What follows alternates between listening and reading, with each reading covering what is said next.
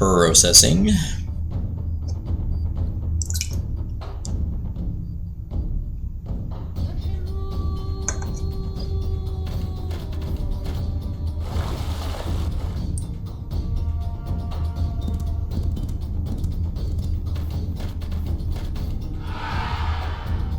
Ah, thank you, Argos.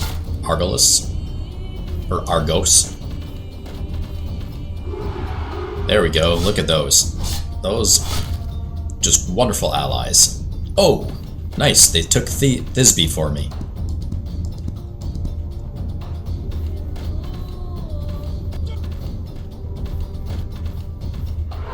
Ah, there we go. Arcadians attacking my enemies, Sparta.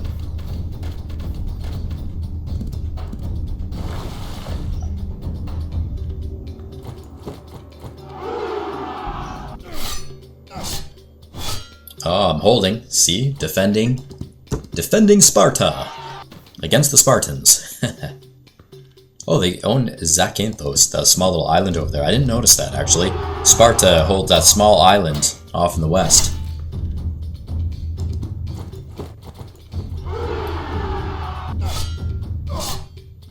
Ah, shoot. That's too bad. I see I lost their cavalry. Nice. Counterattack.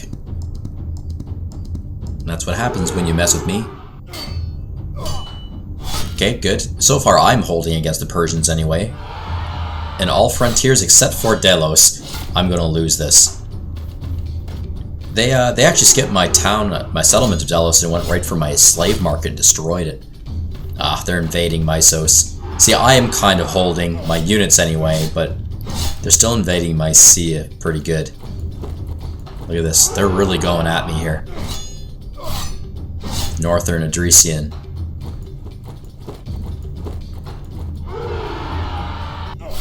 Wow.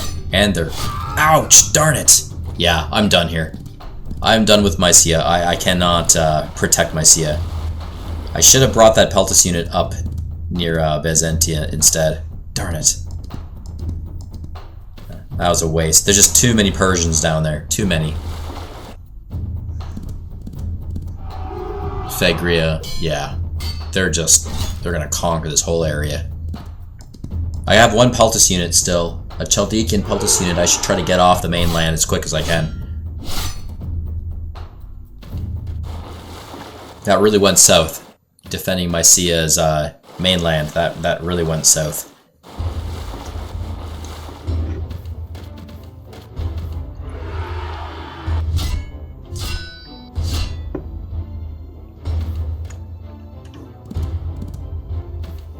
That's the thing about this game.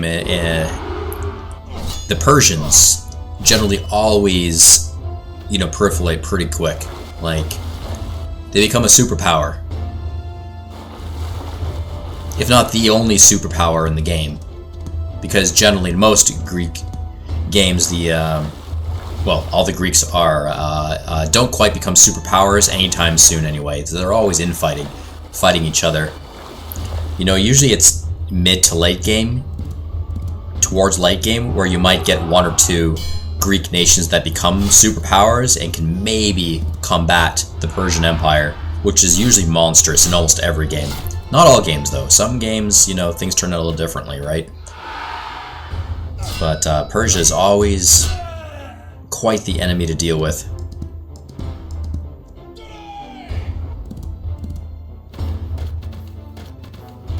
It's like a ticking time bomb.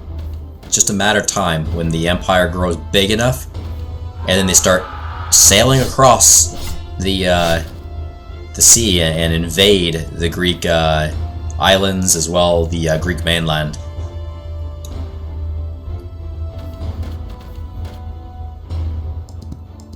Sort of like the Greek nations have to prepare for that giant invasion that will likely come at some point, while at the same time trying to carve out land and fight against each other, all the other Greeks. It's just crazy. It's such a crazy mess. But that's what history was like back then. It follows history, and this game does a wonderful job with that. Nice, my allies in Eobia are fighting the Boytins.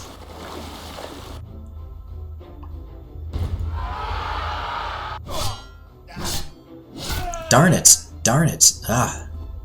The hoplet... Oh, geez, these rebels. Really? They've got 2 hoplets here.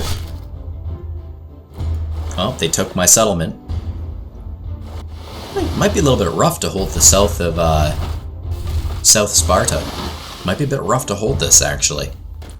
So I got Spartans fighting me, and I have Neo-Spartans fighting me. And the Neo-Spartans and the Spartans are also fighting each other. See, this is Mysia Island. At least they can keep their island for a little while longer, I'm hoping. But they're going to lose their mainland to the Persians. Just a matter of time before all their cities get scooped up and become a part of the empire. And I wish that I could have helped protect them, but I just can't. The empire is just too big. They got too much military.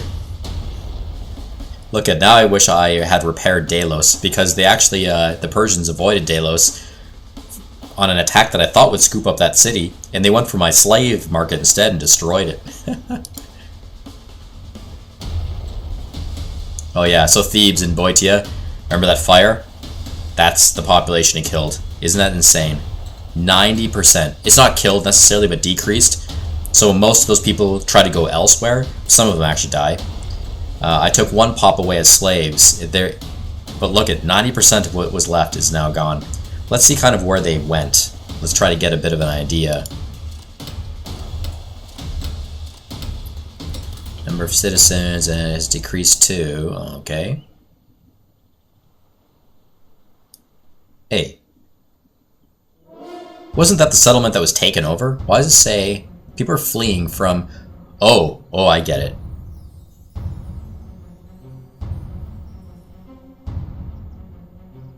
Oh, that's... Oh, so the Neo-Spartans... I thought they took Gathion, my settlement. And it says the my population have run away. Some of them, 33% of them, is a decrease. Leaving the city, they went elsewhere. Very likely to Sparta. Very likely they kind of went to Sparta because that's the closest city. Let's take a deeper look at that. Actually, every single turn, riots threaten Sparta. Yeah, see, Gathion was captured by the Neo-Sparta. That island over here, Delos, starving. That's not great. Okay, I'm not going to deal with this right now. Let's zip down to Sparta. Oh, they destroyed the city completely. Did they? No, it must still be there. I just can't see. It's a fog of war. But, yeah, when they took the city, some people actually ran from my city and took off.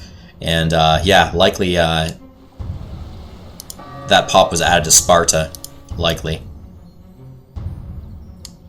But you wouldn't notice it because riots keep occurring in Sparta, and I think people maybe die when riots happen. I'm not sure. But my Sparta's always, like, just damaged. I'm going to repair it again. Defending against that one Spartan hoplet. Okay, we'll deal with this right now then. So, look at this. Look at the Persians. Taken over Mysia mainland. Just turn purple. The color purple.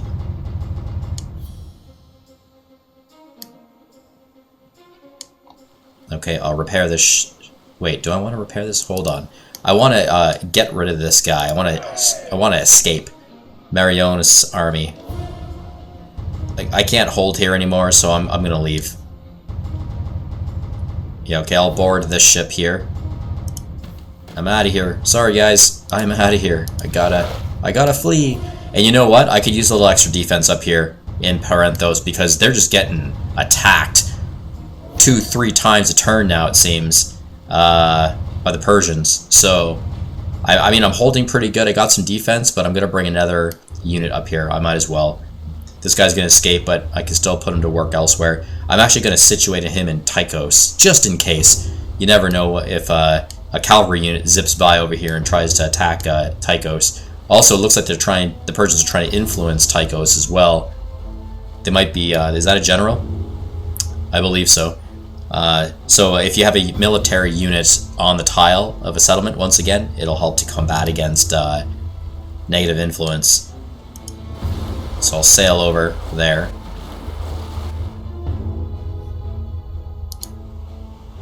Oh wait, can we attack that Phagrian boat? Yes, we can. And a little extra strength multiplier for attack bonus, because whenever you have a military unit on board a boat, that's extra manpower for fighting. And back then, boats didn't have necessarily projectile weapons like cannons and things like that. All they could do is ram. They could ram other boats and then board. They bore across, and basically with sword in hand or axes, they would just jump on the other ship with ropes and boarding panels and just start, fighting and slaughtering them, right? Also, you could have bow and arrow, like bow and arrows and spearmen on ships, and there's a little bit of projectiles there. You still have to get fairly close to their boat, but you can just hurtle, projectiles over at their ship. Not so much to damage their ship, but to kill any, soldiers on board. Usually before you board, you ram it, board it, and do hand-to-hand combat. But here, since I have a bit of a attack multiplier, because I do have a army unit in Pericles' fleet, I will attack this Phagrian boat. Probably destroy it, blow it right out of the water. Nice. That helps to reduce any Phagrians that might try to transport across the sea here into my Odrysian territory.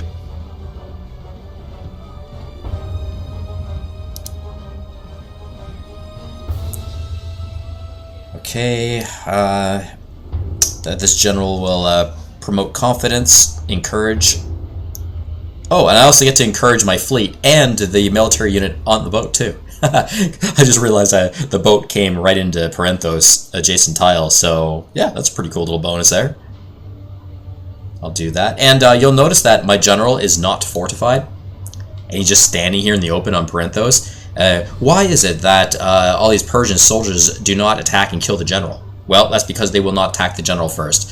The law and rule of the game is that the enemy will always attack your most powerful or strongest military unit on a tile first. They will always go for that one first. And then the second most strongest after that. After the first one either dies or gets weak enough, then the enemy will go after the next most strongest. And it'll cycle through per turn. So it doesn't necessarily mean that first military unit that was the strongest needs to die for an enemy to start attacking a different military unit of yours. All that is needed is that a unit drops down in power strength, and if it drops lower than, say, another unit on the same tile, one of your own soldiers, the enemy will go after that one instead. So let's say for this, the only way my general will be attacked is if all three units on Parenthos have a lower power base than my general. So that includes the heroes. If the heroes take a little bit of damage health, but also primarily my warriors and Peltis, if their power base drops below a general, the general will be attacked instead. Now that's pretty bad though if that should happen. I mean, if my military units become weaker than a general, they're pretty much on their way out to death anyway. But just to make sure, if I really wanted to, I could fortify this general just to be safe. But I find that I don't like to do this all the time with generals, because when you fortify a general, when you process the turn will skip the general. Like, it won't auto-snap to the general to remind you that, hey, your general can perform an action. Any units that are fortified, the game automatically skips their turn. So you have to be mindful of where your fortified units are, and you have to manually go into those units to perform an action. I wish this game was programmed a little differently in that regard. I wish that, even a fortified unit, the game would auto-snap to it. I wish, but for some weird reason, that's not the case in this game, including in all the DLCs that follow after this. So I haven't actually made a recommendation to the developers about this yet, so maybe I should do that. I might hop on Steam later and just kind of signify that, hey, did you know there's no snap 2 with the fortified units? It's a little bit annoying because sometimes I forget and I skip their turn unintentionally. I don't want to. So I don't want to accidentally skip my general, because I like encouraging units every single turn. I don't want to miss out on that, so for now I'm going to keep him unfortified. Okay, we'll encourage and go to the next. Okay, so this settler...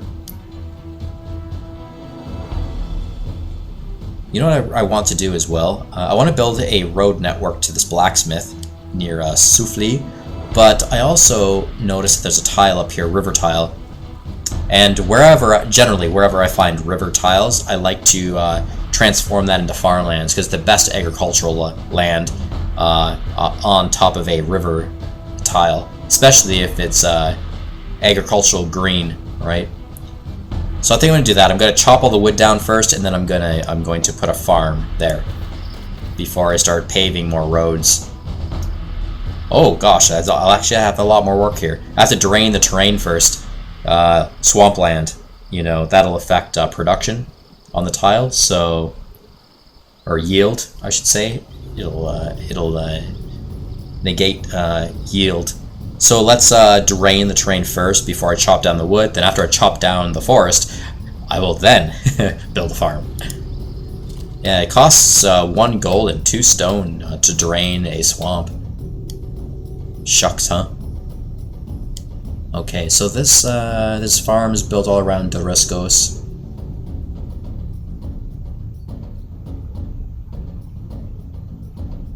Okay, what I will do, I'll back up into Doriskos, then I will build a road combining Doriskos to Abdera. I'd like to try to network all of my cities together, so every city has a road to somewhere at least. Okay, so here we are back in our main homeland, our core land, Athens.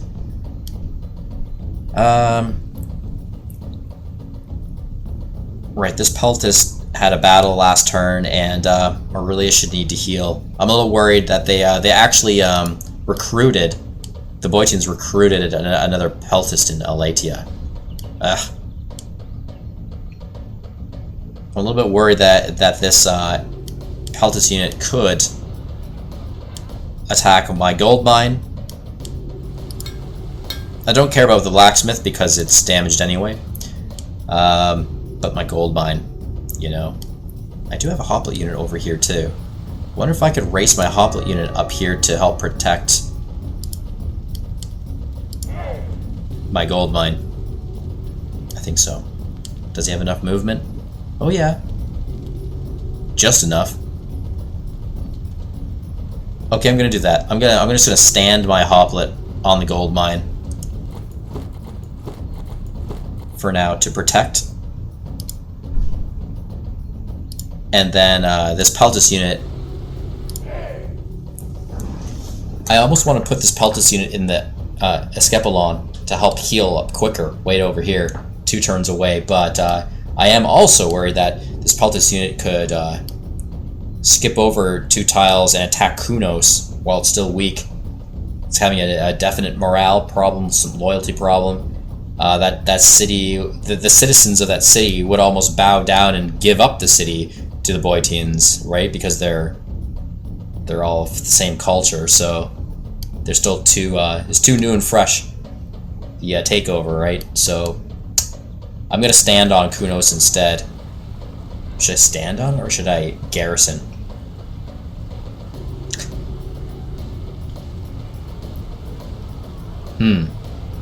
It's a little iffy to garrison because a garrisoned unit will grow their morale problem. It'll make it worse. And loyalty, I think it affects both.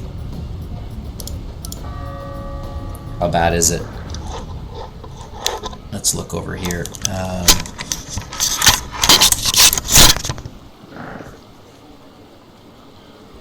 24% loyalty. Yeah, it's pretty close. I'll keep a close eye on it. Every turn, I'll watch that. But I will garrison because I want this unit to kind of heal a bit inside, so some free healing. Yeah, we'll keep a close eye on that every turn.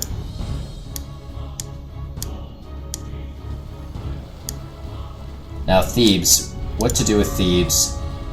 we can take more slaves out of it while it's still on fire, or we can choose to do an emergency repair at this point. And it is a lot cheaper than it was earlier because now there's only a population of 2. It's going to cost us 12 gold, 12 stone, and 8 wood to repair it. I will do that. I'll repair the city, keep it going. It's got 2 built-in structures. It's got defense, and it's also got trading, so... Emergency repair, let's get that kind of in order. Hey, I don't want to go here yet. Let's zip back down to my core land.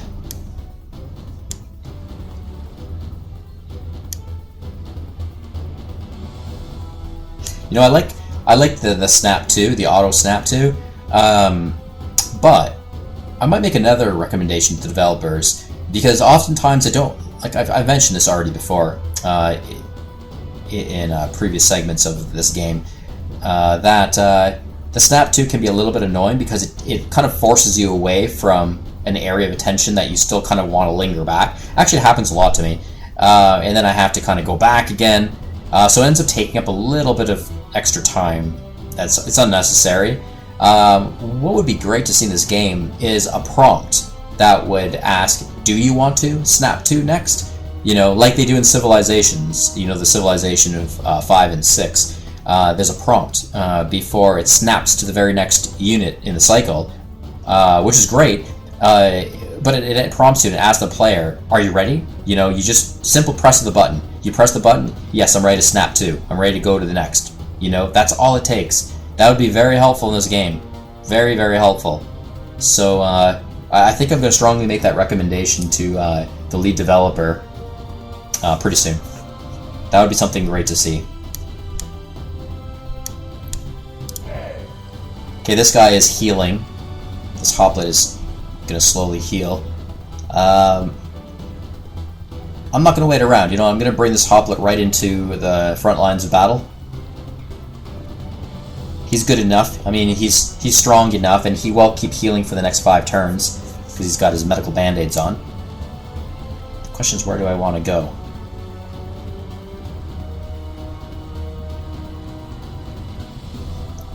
Thisby's been taken. Delphi. Yeah, I'm going to bring this unit towards Delphi and try to smash through those walls and take it. Or should I? It's going through a lot of attrition right now. I'm going to let it be. I'm actually not going to attack Delphi. I will bring my Hoplet unit up to Elatia to contend against this Peltus unit. Try to snag this farmland while I'm at it. Actually, no. What I'm going to do... It's going to take me next turn to do this. I'm actually going to guard my damaged blacksmith. It's damaged right now, it's of no use to me, but it can actually be completely destroyed. So this Peltus unit up here, the Boyton Peltus unit, can attack and actually completely destroy this building next turn, which would suck. Because I actually like where it is right now, and it might be too late. This enemy unit could very well do this the very next turn and it'd be gone. But if I'm lucky, maybe not, and the unit might fortify instead to protect Elatia, and then I can get this Hoplet unit to stand on there and protect the blacksmith. Cavalry unit here. Look at it, they actually built... Oh man, I didn't realize this. They recruited another Peltus unit in Amphisa. The Boytins. Well, they got money still. Yeah, I'm not going to stick around with that, because my cavalry unit is already damaged already, so... I'm actually going to run all the way back to the Escapelon, heal up. Bye-bye. And I'm gonna... It's all in one turn because they have such great movement. I'm gonna duck in here, get some healing done, some quicker healing. Okay, yeah, so when Thebes lost 90% of its population just now, it looks like it really did get divided up. It looks like Oinoi got a little bit of population there. I think Kunos did too, actually, because I think Kunos was at Pop 2 last turn, right? I think they even went as far as Ephidnia. Like, really? Pop 6? Holy crow. It's a bit of a distance, but I think that one jumped up as well. And I'm not entirely sure. I wonder if Chalkis, who are actually my vassals, I wonder if they got a little bit of my population too. Anyway, so Thisbe was taken for me. Right? Wait.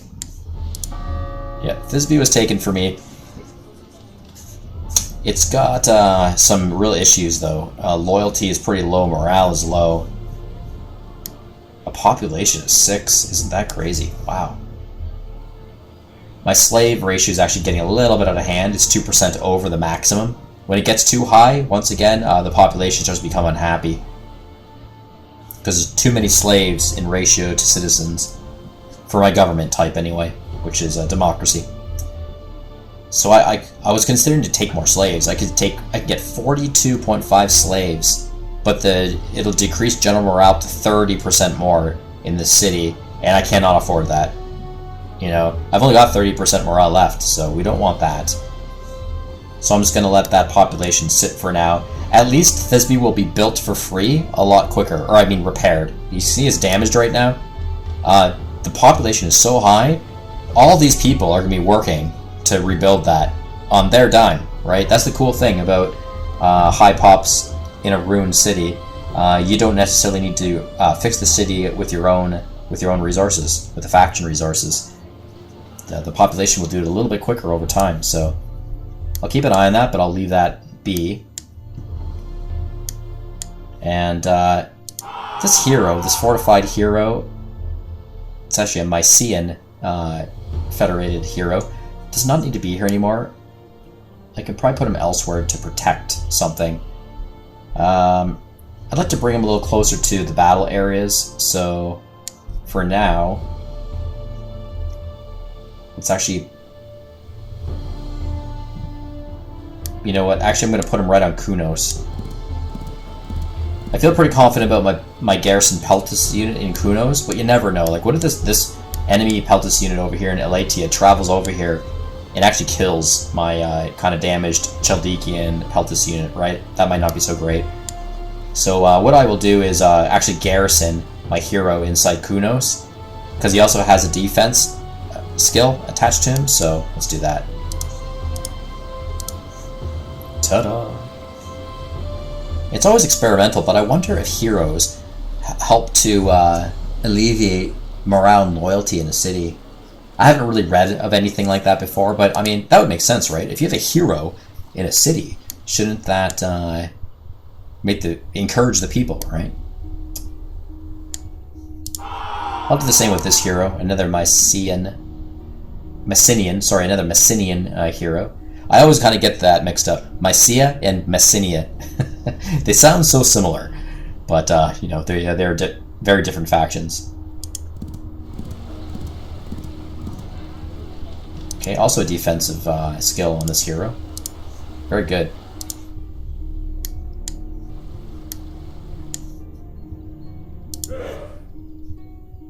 This Peltis unit, I will move this unit towards Amphissa.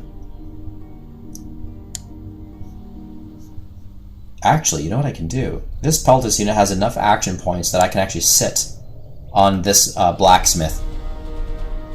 This ruined blacksmith I was wanting to do this, so I'll do that instead. Run around here. Great. Now all my assets here are protected. The gold mine, the blacksmith, and also this settlement, Kunos.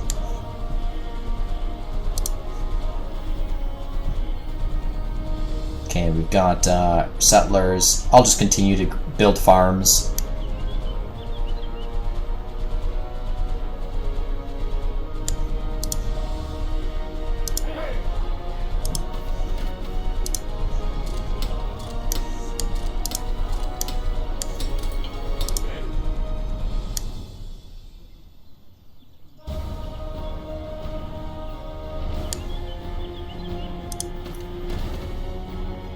Oh, I went here. Did I run out of action points? I went here to, I was hoping to cut down the forest, actually. And, yeah, it looks like I ran out of action points, so that's fine. I'll do that next turn. Okay, Sparta. Got 2 Peltus units still protecting. Yeah, uncertain outcome. I don't think I feel confident attacking that Spartan unit right now. Okay, I'm going to zip him into town. Into the city. And I'm also going to garrison him. While the Spartan city is in repair. He needs two turns to fully repair, and it may not get that chance. The Spartan unit will likely attack again, so... I will garrison...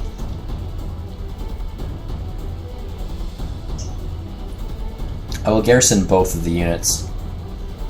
This Phagus' army only has 1 action point anyway, because he was attacked last turn, so I can't fortify. I would rather fortify on this tile, but I can't.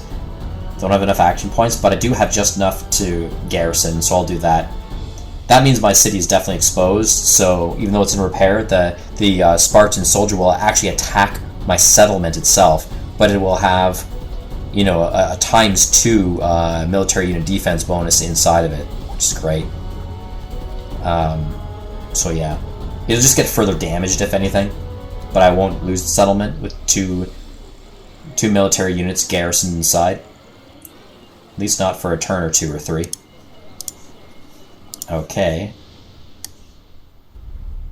These Nia Spartans are kind of bothering me, festering in the very south here.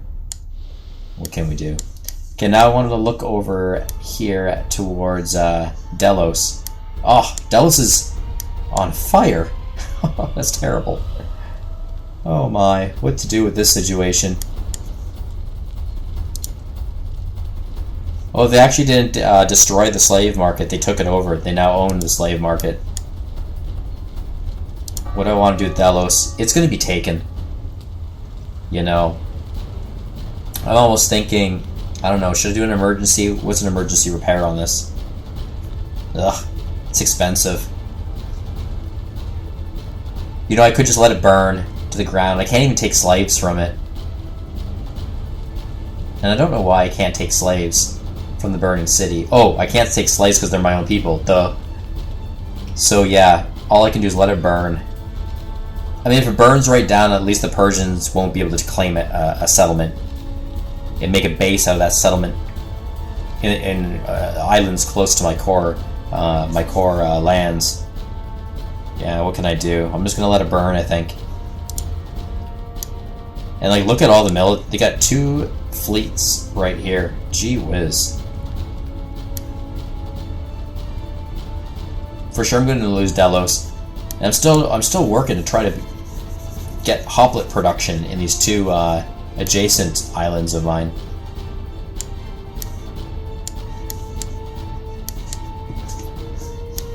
Okay, what else can I do? That boat is still underway.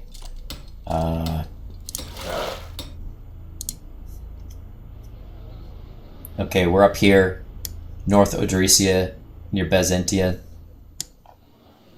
And I'm just going to keep these soldiers garrisoned. I'm not going to put them on sleep mode. Athens. This unit is being repaired in Athens, but also trying to recover its morale. I'm just gonna let them sleep here in Athens. Heal up. This boat needs 1 heal. I'll do a self-heal here. Okay. Now what more do I want to do? I have a lot of gold. I wish I could trade. Oops, didn't mean to do that. I wish I could trade with people who are actually offering iron. Is it worth putting my population birth rate support up? I have the gold for it for sure. The wood, I have the wood for it. The stone is a little bit weak, but I guess I don't really need that right now. My populations are growing pretty good in most of my territory. So the trade menu, like, is anyone else? I'd like to check here every single turn or 2. See if anyone is newly offering iron, which they are not, unfortunately. I just have so much gold, and I don't need that much. Well, until I start building more military, I suppose. What can I trade for? Maybe stone. Is anyone offering stone? Corcoria. Arcadia. Arcadia, who does not really care for gold. Corkia wants gold. I'll trade with Corkia. Corkia, gold for stone.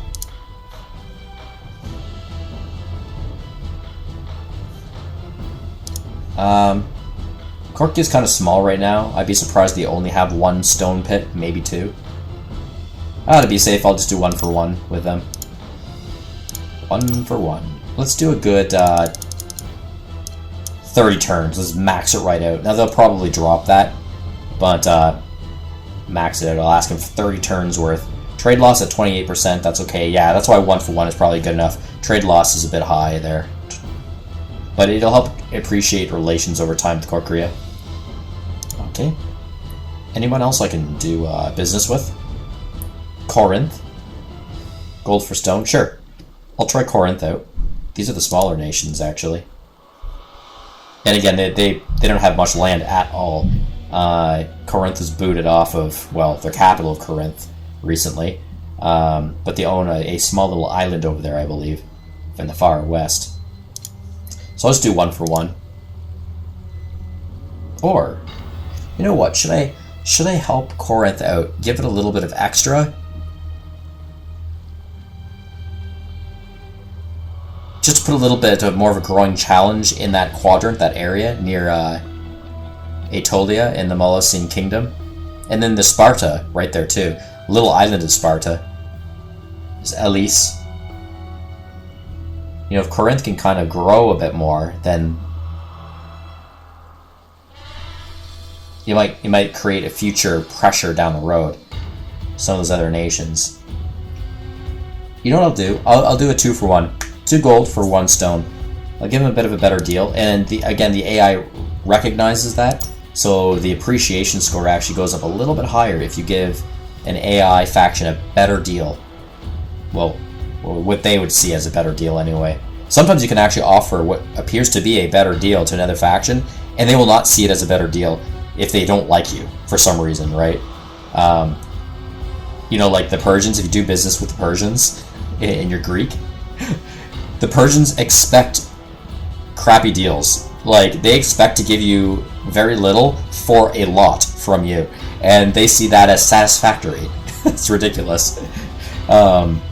You know, here you're thinking you're giving more to the Persians, they'll like you more? No, they won't. You have to give a lot to the Persians, almost like a tribute for them to like you.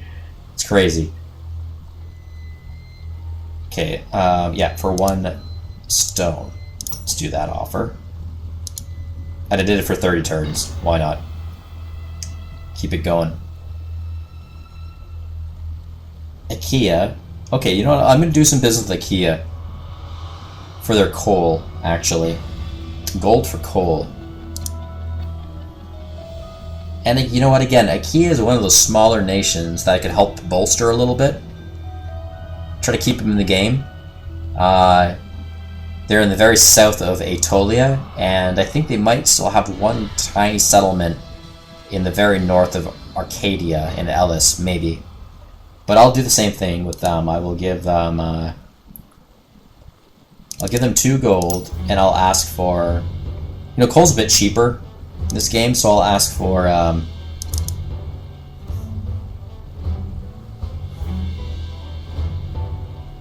2 coal. 1 for 1. No, I should do, well, should it all be about coal? Because I don't want to sap them dry too much, right? I did just lose the slave market on Delos, so my slaves will start to... I won't be getting as much slaves per turn. I'm over capacity right now, but just realized that too. Should I ask for some slaves from IKEA?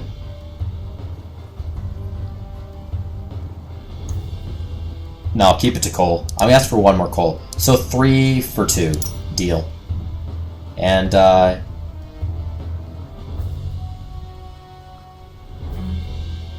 you know what? I'll keep that going for 30 turns as well. Trade loss is 13%. Risk of robbery 1%. Okay. Just trying to build some relations, folks. Rhodes, I can trade them. Oh, this is... Now here's a nation I would like to get on my better side again. And help support, because, you know, they're in the southern Persian islands. And they're technically Greeks, heavily influenced by Persians, but they're Greek. Gold for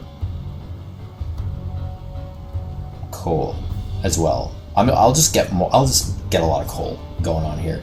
So with Rhodes, I will actually give them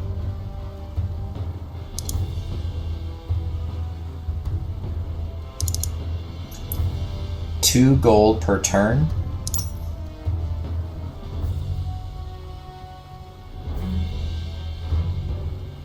They're not actually asking for gold either. They're recommending coal, wood, and slaves.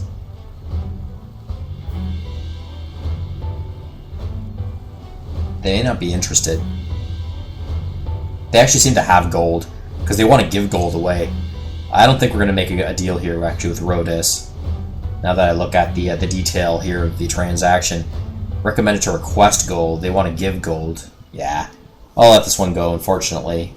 Won't be able to do business with Rhodes. They won't be interested. Facile Ferre. No, can't do any business with them. Arcadia. No.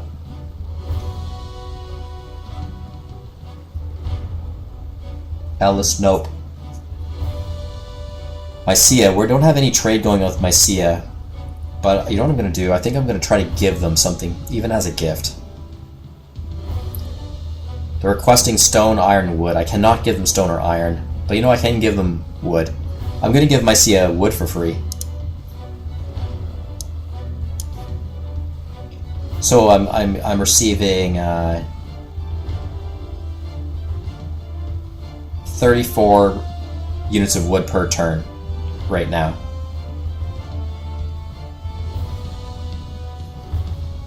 I'm doing some building, and I'm using wood during my building here and there, but it's fine. I will give Mycia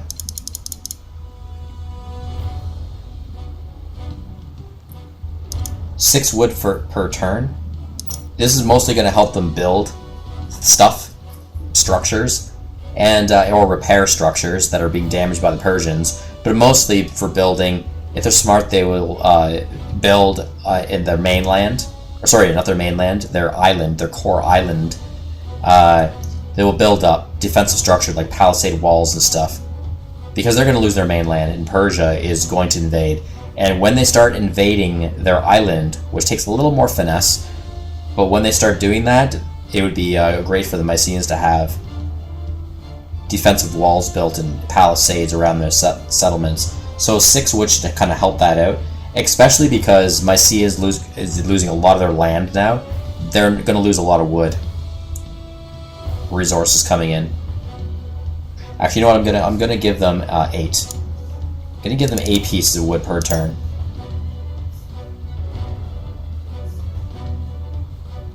I wish I could give them stone, but I just can't really afford that right now. I'm just making enough stone per turn to sustain my own infrastructure building and, you know, roads. Okay, I won't do this for 30 turns, but I'll do it for a good 15 turns. Okay, 6... You know, okay, let's do 20 turns. I'll do 20 turns. The trade loss is very good. It's only 2% trade loss, so... And that'll be a gift to them. Mycia will love me for this.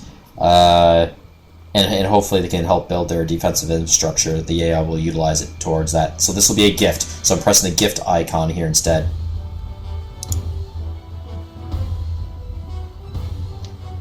Macedonia, nothing there. Okay, so that's that. Let's get out of the trade menu. Can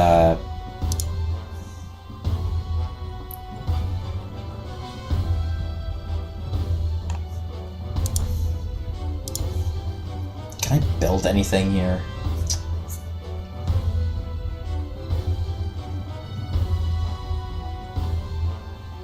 Oh yes, I wanted to build a blacksmith somewhere. Where was that? I wanted to build a blacksmith. I think it was way up here. Where's that blacksmith, guys? There was a gold. Was it gold? Or was it coal? I can't remember. Oh yeah, right here.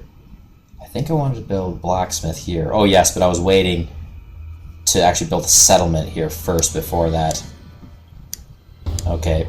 You know, it would be wise of me to build a wall right up here. Just a stretch of fortified wall to match theirs. But I can't. It's too risky because they have soldiers.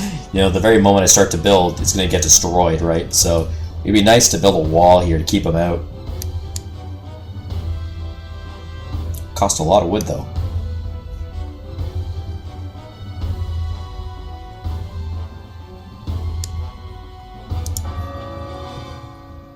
Oh, yes, we wanted to build more settlers. 10 gold. Let's build a settler on Sestos. Let's get a settler going.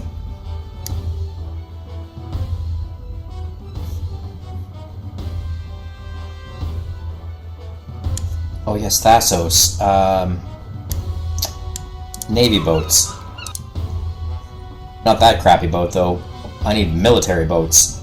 I had to start getting a navy production going because the Persians are evidently trying to invade my islands now, and that's not good. So I gotta start defending my waters. I've got to start building some strong military ships. Let's go for triremes. Triremes, biremes, and galleys, they all cost the exact same if you're just trying to get their infrastructure established so these ships can be built. It's all the same, but the trireme will be more expensive per unit to recruit, to actually build, in comparison to the bireme, and the bireme in comparison to galley. Galley's the cheaper out of them all. So, and I forget how much it costs per trireme to actually build, like recruit build. But this is pretty expensive just to get the infrastructure going, just to allow the shipyard to build a trireme. Holy smokes, look at that.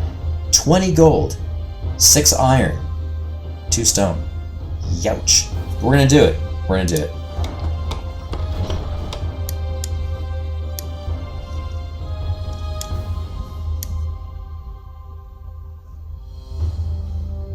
Psychros. How about this Psychros? What can this build?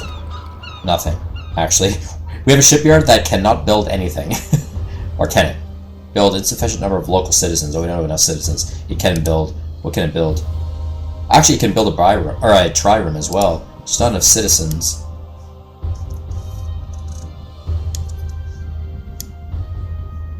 Nexos is well defended. Oh, Samos belongs to me, right? Yeah. You know what? We should put some defense on Samos. Let's build a stockade right away on the island of Samos. Holy smokes. I'm really dying here in iron. I'm losing so much iron. This is going to cost me 7 more iron, 7 stone, 7 wood, and 2 gold. Ah, the iron. Ah, but I really need it. Stockade would be helpful here. Okay, let's process the turn.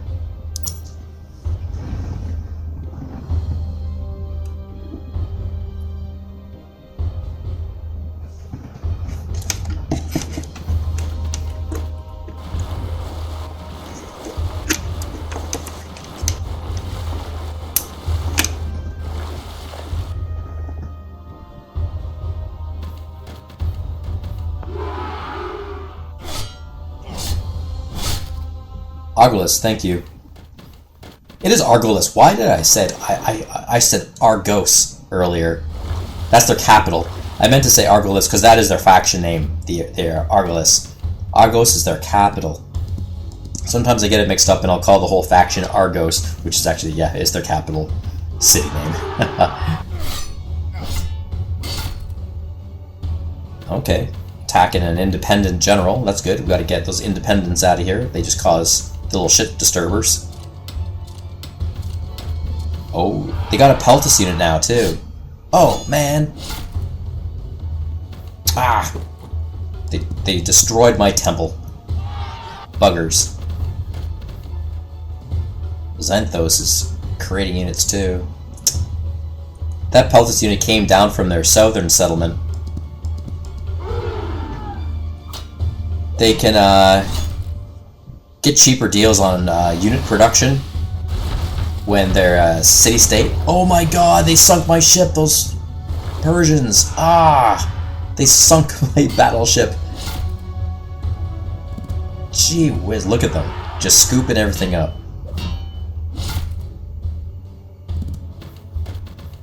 Oh, unbelievable.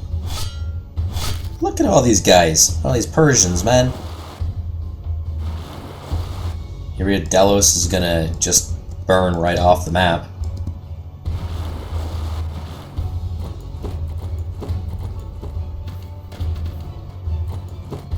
Look at all these Persian soldiers. Wow. There's a Phagrian cavalry. You know, they're raiding so much stuff, they're getting gold and resources too. Oh, he actually died. He died attacking that temple. That's funny. Counterattack. The temple counterattacks. That's wild. I didn't realize temples have that attack score. But yeah, Persians, you know, they're going to be damaging, destroying buildings, taking them over, destroying assets. They get a little bit of resources whenever they do that, so...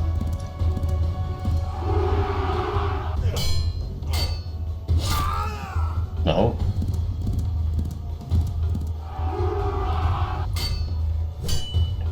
Aeschylean tribes are the overlords of the Dardanians. And they're at war with Macedonia.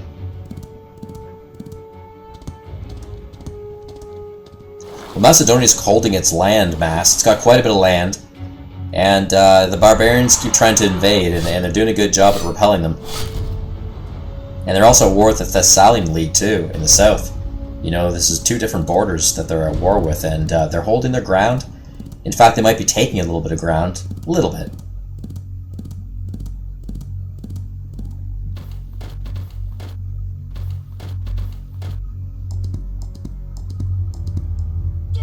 Lefkas, that's where Corinth is now.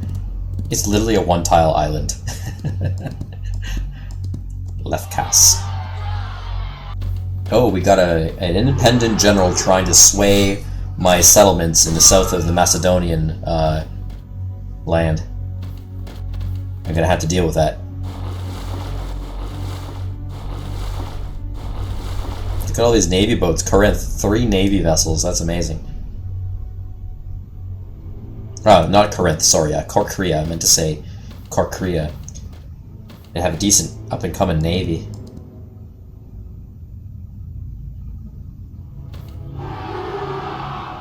Oh, you're gonna attack back, eh? Yeah, I thought you'd die in the counterattack. Punny Boyton soldier.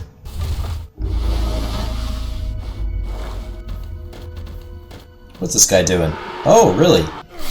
The Boeotian Peltas left Elatia to attack Argolis, but they also spawned yet another Peltas unit. I see another Peltas unit spawned. And Elatia. They're doing emergency military building. They need it.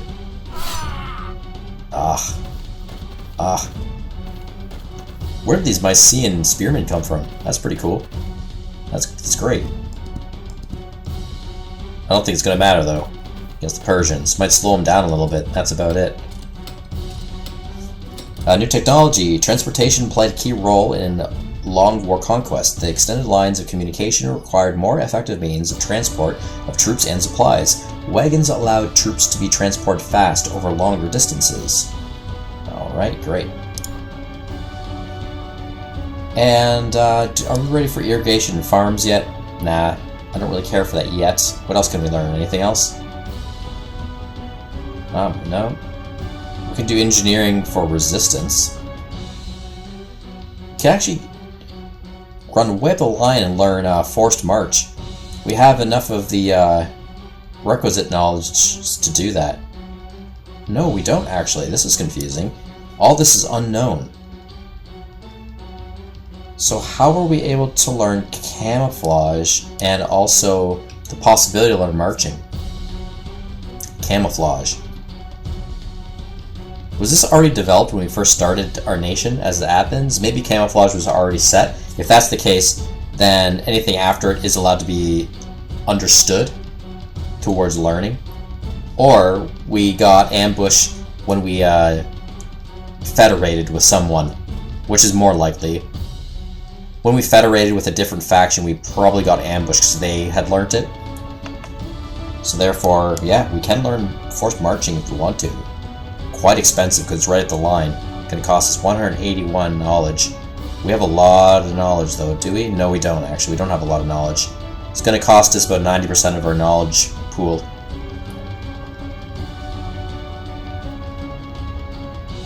Unit is able to move faster on dirt and surfaced roads. I don't think I really need that right now. It would come in handy later, you know, in the Adresian Kingdom lands. Traversing all that land. Resistance. Unit is protected against earthquakes and plundering. Yeah.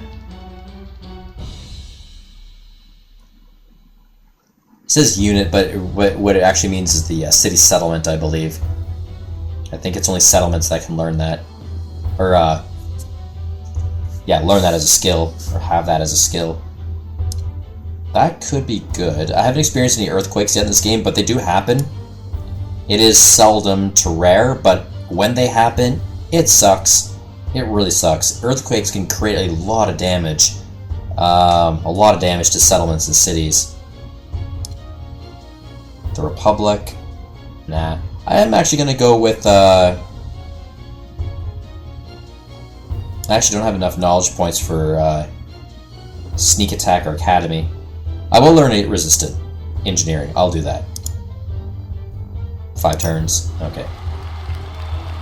Wow, that surprises me. Corkeria rejected my offer. 1 gold, 1 for 1. That's odd to me. That tells me they might not have stone, or enough stone. Actually, they might not even have a stone mine at all. I'm gonna have to double check that. I'm gonna have to look and see if I have any spy intel on that side of the map. Eobia gift really? Eobia is offering me a gift. My vassals are offering me one iron per turn for 2 turns. That's very nice of them. And I really do need iron. I'll take it. Even if it's just 2 turns, I'll take it. Thank you, vassals. I do appreciate that. Athens. Yep. Mycie accepted my 8 wood per turn gift for 20 turns. Good luck with that, guys. Build away. Oh. Ikea rejected my trade offer. That's just bizarre. Because you know what? 2 gold for 3 coal is a great deal. Again, it tells me they may not have enough coal.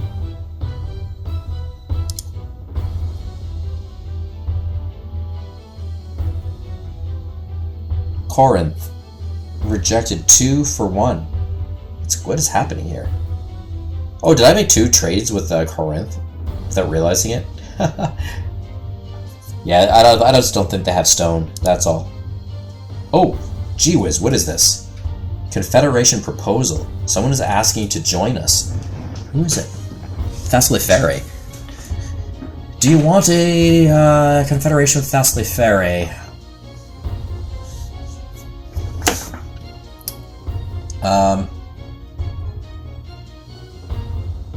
I'm having trouble seeing where they are on the map even.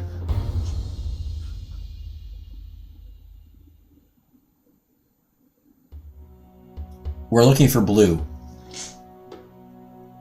Well, besides my flag emblem, and I don't see any blue anywhere.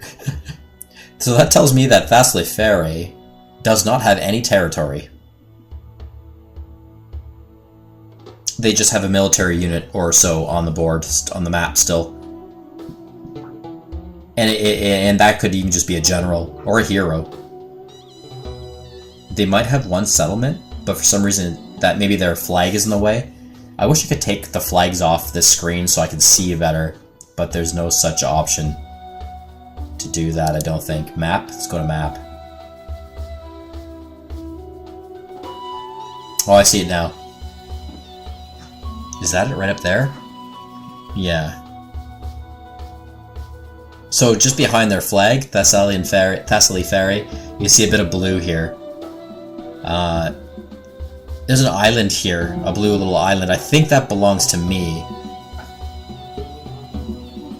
So there's a bit of land here that's blue. I'd be getting that in the Confederation Agreement.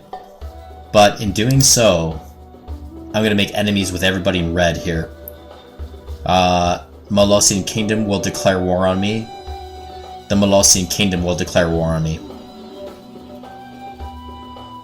If I accept that.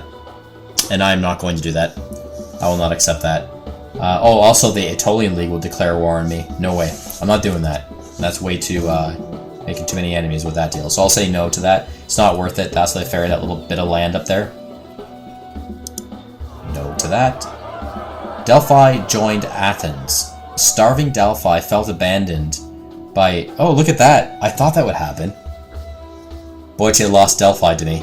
It's just, they agreed to flip tiles and turn over to me. Because, they were starving.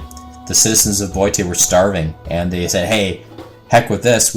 Our lords can't protect us. We're just going to go with the enemy. So they flipped over to my side, Athens. And I didn't have to bust down their walls or anything.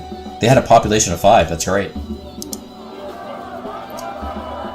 Cabrine joined Mycia. Cabrine betrayed his pledge to... Oh, that's interesting.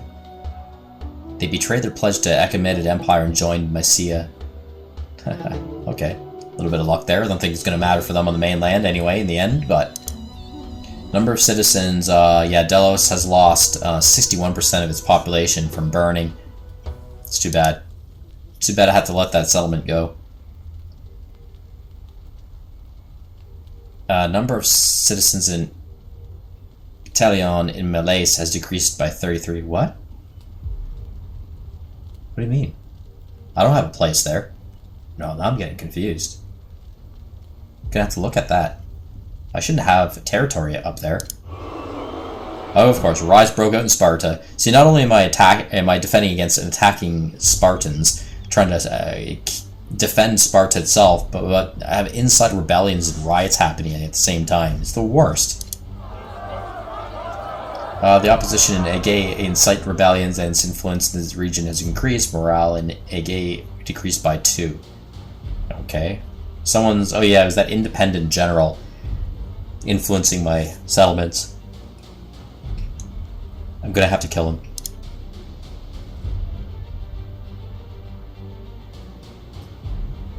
Influence in the Thessalian League in Elamia is growing. Morale of the city dropped. Oh, okay. My settlement of Elamia is getting a little bit of an issue. It's having some trouble. It's being influenced by the Thessalian League. Not by much. Only 1%. That's not bad. The opposition to Methone incites rebellion. That's due to that independent general again. Same with Pydnia. Wow, 4% increase. Or decrease. Morale decrease. Yikes. Morale of Delos decreased by 14%. Yeah, due to starvation. Not only is the city burning, but they're also starving.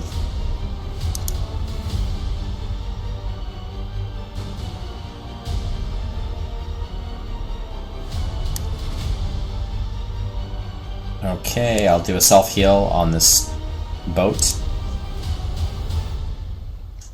And this cavalry unit is healing. I'll speed up the process, maybe... Yeah, I'll speed up the Should I speed up the process?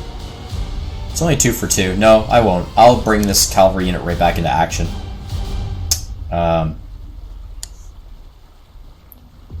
Actually, I'll use this, this unit to, defend Delphi. I'm gonna garrison my cavalry inside Delphi. I had to be careful and pay attention to Delphi because they are having a morale problem. This is the city that was just flipped over to us, which is great. Kunos, let's look at Kunos too. I want to keep an eye on Kunos. Holding, okay. Actually, the morale's improving somehow. Huh. Loyalty is still pretty bad. Thebes, still under repair. Oh, we have a temple here. I will go ahead and repair this temple. Thisbe, still in repair. Okay, now we got, Oh, I thought there were 2 Peltus units. Sorry, my bad. It's actually a settler. So this is their Peltus unit that came from Elatia, and then they have a Peltus unit there. Is there another unit inside Elatia? Let's see. I thought I saw a Peltus unit before. Maybe not. Yeah, there actually is one. Okay, I did see 2 Peltus units. The other one just garrisoned. Okay, fair enough. So with this Hoplite, I'm going to go ahead and attack this Boyton Peltus unit right next to me.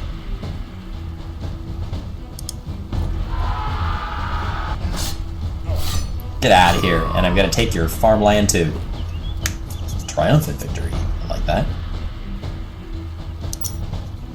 Okay, we got another Peltus unit here that is siege ready. City Raider. That's nice. Yeah, I'll put some pressure on. Absolute supremacy. It's going to attack the settler first, actually. I don't know if I like that.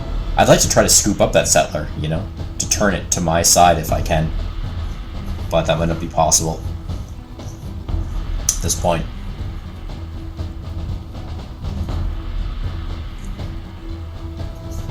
You know what I'll do? I will not, I will click over here to this Hoplite unit instead. I'll have my Hoplite unit attack the settler, kill the settler, and that'll expose the city, the enemy city in the walls. Then I'll have my city sieger come in and smash at that wall, those walls. It'll get a defensive bonus because there is a Peltus unit inside helping to defend Elatia, but I'll put a little pressure on them. Okay, gonna step over here. Good. Just stole another farm. That'll depreciate their food yield a little bit. Hopefully Elatia might start starving soon. They're already having some issues. What is that? Morale issues? Is it morale? Yeah. So this is great about the morale. The city has a reduction in morale, and a pretty bad one too. So that'll work against their defense multiplier, which will actually make it easier for me to siege the city by force. Okay, let's attack. Actually, now I have another idea. I could just try to starve out Elatia. Not starve it out, I mean put it through moral attrition, and they might flip. They might even starve, yeah. I'm getting kind of good at that lately with the Boytins, because I don't have a lot of pressure because they don't have very many military units anymore. I mean, I flipped Delphi for free, right? So what I'm going to try to do actually is encompass Elatia. Instead, with this Hoplite, I'm going to take out their temple and the tile adjacent.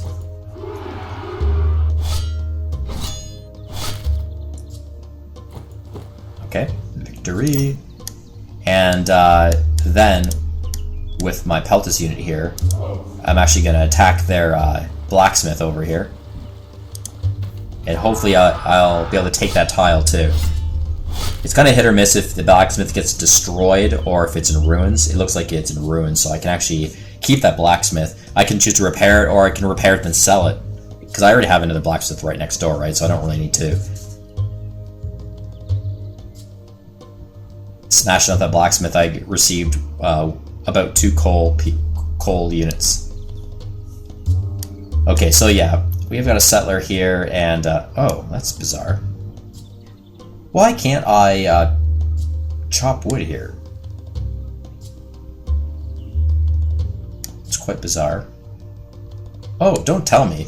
See, I always assumed that I could chop the forest down of my assets, or the forest assets. I could chop them down even if it's in vassal territory, as long as so long they're my vassal.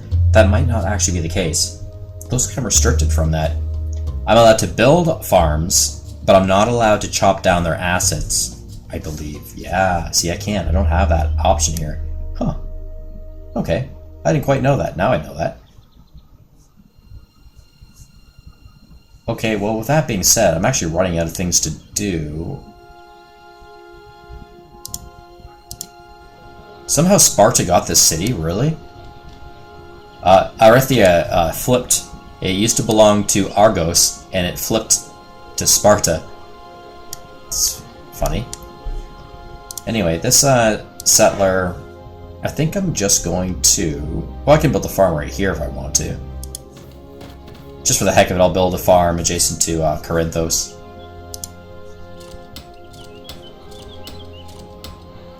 And, yeah, we will build some infrastructure between Naphthalio and the stone mine and the coal mine. This will help our allies and our vassal at Argolis. Okay, what's happening here? Look at this. The Spartans are building walls. Like, this is crazy. Yeah, the only recruits they're kind of getting is from Asopos. And they can't recruit so often because their population is pretty low. And well, it's also lower because they have been recruiting some military units.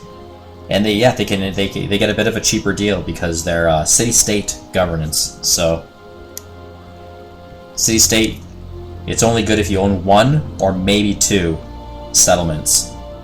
If you own more than that, it does you no favors. It's actually bad. It's not great. City-states are meant for only 1 or 2 settlements in your control. Yeah, I'm just going to defend. I'm going to hang tight, just sleep and defend. I'm a bit of a sitting duck here, actually, in Sparta. All I can do is rely on my allies to maybe come down here and help fight. So, 1 more turn for Sparta to repair. It only has a population of 1. Like, I'm almost thinking about just giving up on Sparta, letting it go into ruin. But it's got a lot of built-in assets. See that? It's got trading, it's got philosophy school, it's got the defense. I'd like to keep that if I can. Plus, it's Sparta, the capital city of Sparta, or the ex-capital. Like, isn't that cool? I want to keep Sparta on the map, you know? Even just for bragging rights that, hey, I got it. I stole it from the Spartans. Yeah, I don't have any military units around here, really, anymore. I might be able to afford one later. I have 1 unit here in Athens who is healing. Very, very slowly. Who's this? Oh, I have this general. Oh, gosh. Yeah, I forgot. I have a general, an Odrysian general, just sitting here, wasting away. Garrisoned in Athens. I forgot about him.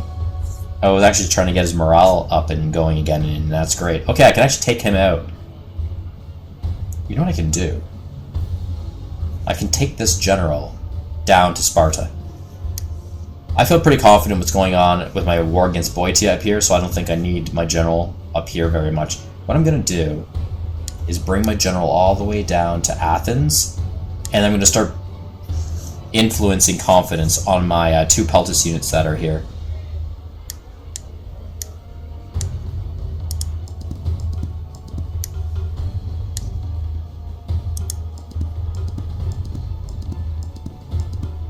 Take me another turn to get there.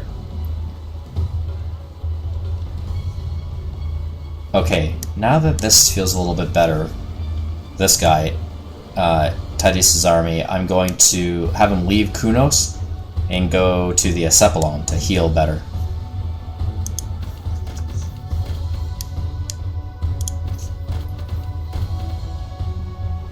The Acephalon is getting further and further away from the enemy front lines. So I have to travel a little bit further just to get there now, to heal some of my units up, but that's okay. I suppose I can always build another one a little bit closer by. Cephalons need to be built by rivers, and you have to have a certain degree of population nearby in settlements. But for sure I could build an Acephalon here if I wanted to somewhere, and I might consider that a little bit later down the road. What is this? Who does this belong to? Antikyria. Oh, that belongs to my allies in Arcadia. That's cool. They're having loyalty issues on that one. Whew.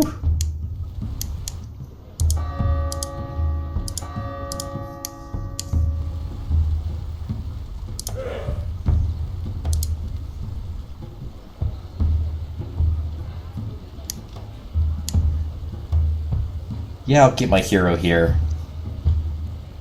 Defending, that's fine. 2 heroes on Kunos just for the heck of it.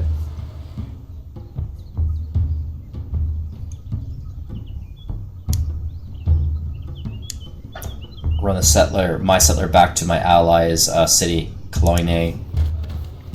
And can I build... Yes, I should be able to do this. I'm going to help build a paved road to their mine.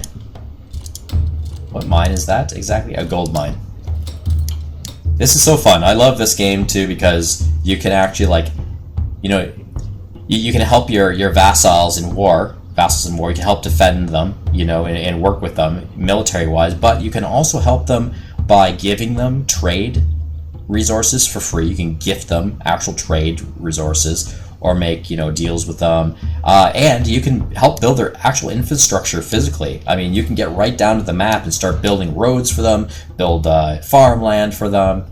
Apparently you can't cut down their forests for them. You can't do that, but you can build stuff in their territory, and they actually appreciate that. You know, like the faction influence rating will go up because they don't have to spend that money. You're doing it for them as their overlord, right? Like, wonderful, wonderful game in that regard.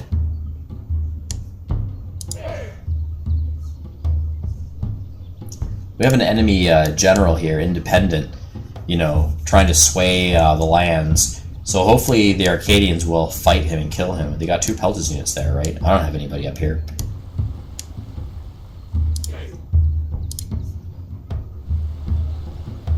Yeah, remain garrison. I'll put myself in sleep mode.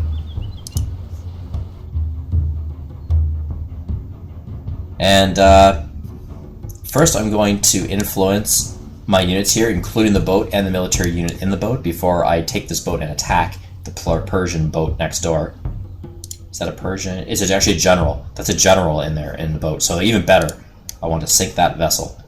This general is probably trying to hop over to my land to start influencing both Tychos and Parenthos. That's my guess. Or, yeah, that's what he's trying to do. Because normally, if he was just trying to influence his units, he would sail this way, unload here, and start influencing his units, probably from the safety of the fortified wall here. But no, he's coming right here. So he's going to land here to try to influence Tychos, I'm pretty sure. Try to get my people to sway on me. Nope, not going to happen. Anyway, where's my general? So, going to influence. And then I'm going to take this boat and attack. I'm going to attack with my army still in the boat. Yeah, because I really wanted to sink that general. I want to make sure I have enough attack strength to kill that general. Okay, it looks like they're taking a break. The Persians are going to heal for a little bit in their fortified structure. And, well, I'm too worried to exit and attack them right now. I think they might have too many men back there, and I don't want to take that risk. I'm really going to just garrison Parenthos and just remain strong here. I have a hero.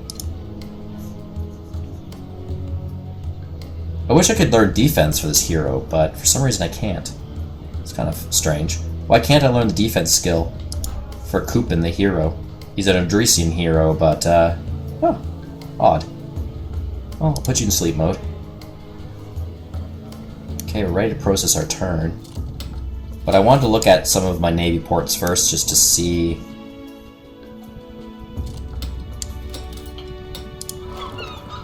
It's 3 turns still. Okay, for new boats to be allowed to be built. Sikros, oh, it has a population of 3 now, so I might be able to build a boat now. Yes, I think I can. Yes, look at that, guys. I can build a trireme now in Sikros. I really need to get the boats going, you know? 13 gold, yay! But I have gold, so that's okay. Wood is okay. I am, you know, trading some of that away. But, yeah, 10. Oh, see, here's where it is. The iron is a bit pricey. 7 iron. I can afford it, though. I can just afford it this turn. So I'll do that. Start to build a trireme. The build is actually pretty quick. It's 2 turns. That's pretty impressive. This is the power rating, the general power rating bar of this military unit, navy unit. Look at that. Attack 5. You know, defense and HP is 3. Action point movement is 9. And it's allowed to hold or transport 1 unit of military. Pretty cool. I love that. It's 5 attack strength, though, huh? It's a ramming boat. That's why it's a ramming boat. Okay. And while we're at it, can we add some defense to Skiros? I'd like to... put something on it. Let's do a defense here, and then I might go to a stockade afterwards. And then I gotta work on some other stuff too, like trading and this and that. But for now, defense is a little more important, so let's get the cheapo version of defense going. Samos is still working on its defensive structure. Okay. Now Nexus, I'd love to build a settler here to start connecting some of this. The iron mine, the blacksmith. Yeah, let's build one settler in Naxos. Look at Delos. We're gonna lose it next turn. I'm almost sure of that. Population of 1. It's gonna burn right out, and we'll see if the Persians are gonna try to colonize this island afterwards, or if I might be able to recolonize it myself. I had to bring a settler unit over to do that, but I'll let it burn. Who is on this navy ship here that belongs to the Persians? Not that one. There's actually 2 navy ships stacked right there. They have 3 navy ships all together. Who is that? Oh, there's no army on it. Okay, that just signifies that there are 2 units stacked. One is heavily damaged. Look at that guy. Gee whiz, I'd love to destroy him. I have a small boat over here somewhere. This guy right here. Maybe he could contend against that almost destroyed Imperium, I think. But there's just too much other navy presence there, you know, so that would scare me off. I have to be a little bit careful too, because my core land is really not defended. Like, I don't even have defense on my cities over here. Marathon and Buron don't even have defense. Can I add anything here? Yeah, I can do a little something. Oh yeah, even that Thrift City. Okay, I'm gonna build Thrift Cities here first, and then start to do some defense stuff. Thrift City and Buron. Do I have enough for a Marathon? No, I don't. Okay, I'll just do a defense. Build a Marathon for now.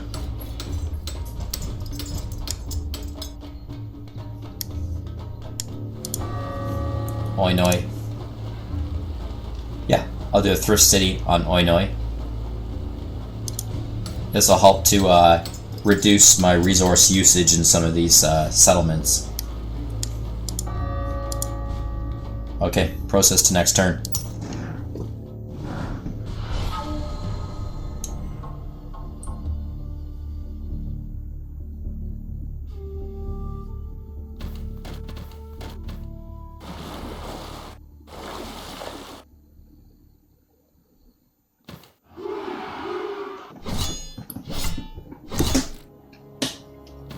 Nice. Thank you, Argolis.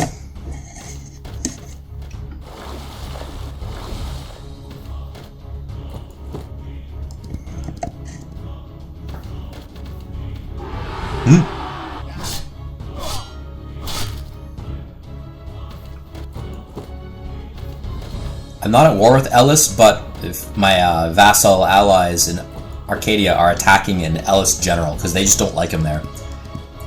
And yeah, I'll remind you guys, for those who do not already know, that you don't have to be at war to kill another faction's heroes or generals, so long they're trespassing your territory.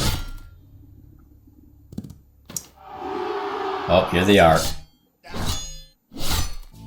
They're trying again.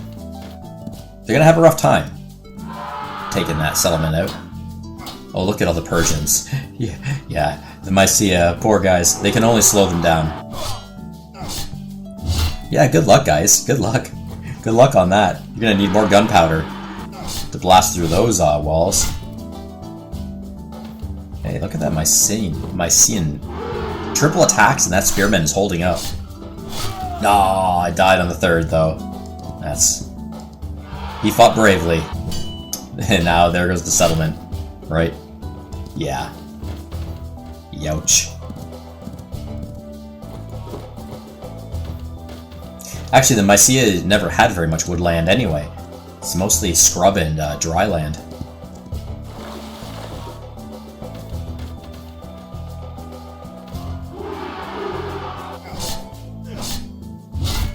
See, the gold that I've been given... No, Corinth rejected my gold, right.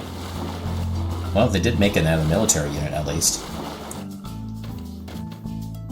Corinth against the Molossian Kingdom. So Achilles' tribes is no longer the overlord of the Dardanians. Their confederation is no more. Oh, double sink. Thessalian Ferre and the Boeotian vessel. They both shot each other out of the water.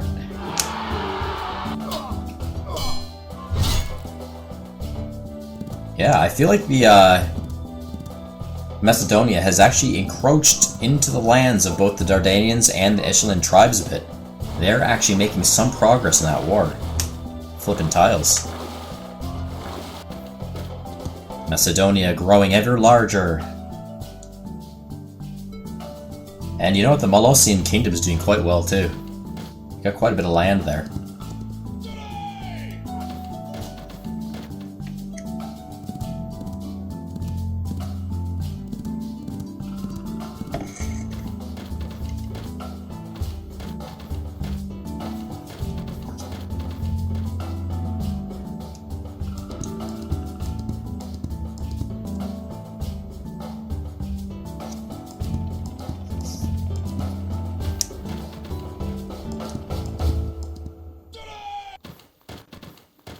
That's a lot of military in Korkria.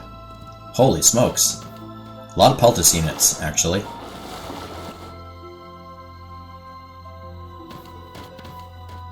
I don't know much about Aetolia. I just got a big fog of war there. I can't see a lot of what's going on. Oh, you got some military units running around. But they're pretty secretive. I might review my diplomatic stance with them and see if I can make any progress with them. Oh, poor Eobian soldier. He tried for me, but he didn't quite make it. Oh, I love it that I have so many allies as Athens. Like, it's great. I mean, they're not very helpful across the seas against the Persians right now, but they are certainly helpful on the mainlands. Against my adversaries. AKA Boeotia. And no one really wants to go far down south to help with Sparta, it seems, but that's alright. Oh, look at this. Boeotia, they want peace proposal. Oh no, they don't want it. It's Ellis who's initiating those talks. I don't care about Ellis, so I don't really care about them. They're out of the fray, they're out of everything. They have no rights to politics here. So I'll say no. I want to keep my... I'm going to take out Boeotia entirely. I'm going to take everything they got if I can. Because I am on the up and up with them.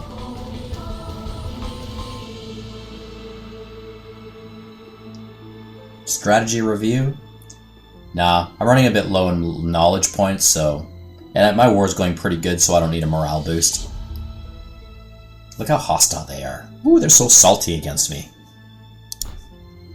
I don't blame him. Ionia. City visibility and tile visibility, I don't really know very much about them.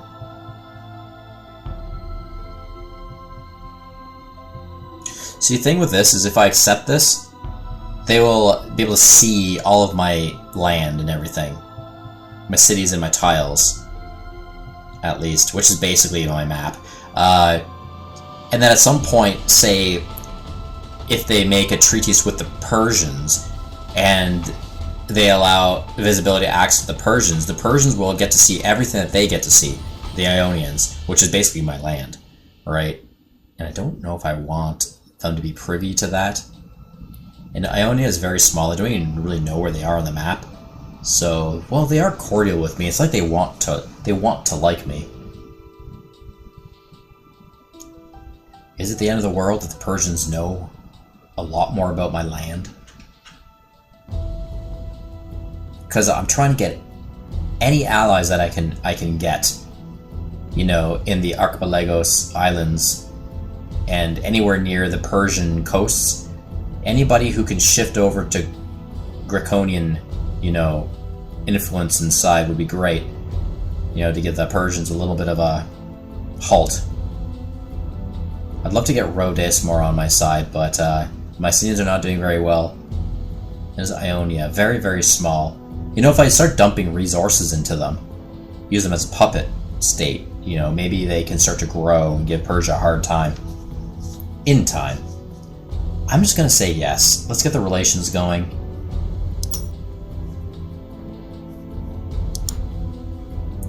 IKEA wants treaties of visibility. Also trade route access, I'm perfectly fine with that. Oh, we have a federation proposal. Do you want to merge with Arcadia in a federation? Wow, Arcadia. They have quite a bit of land, actually, in the north. And you know what? I've been doing a lot of infrastructure building up there already. Farms, paved roads. And if I federate with them, I will actually get access to all their military units.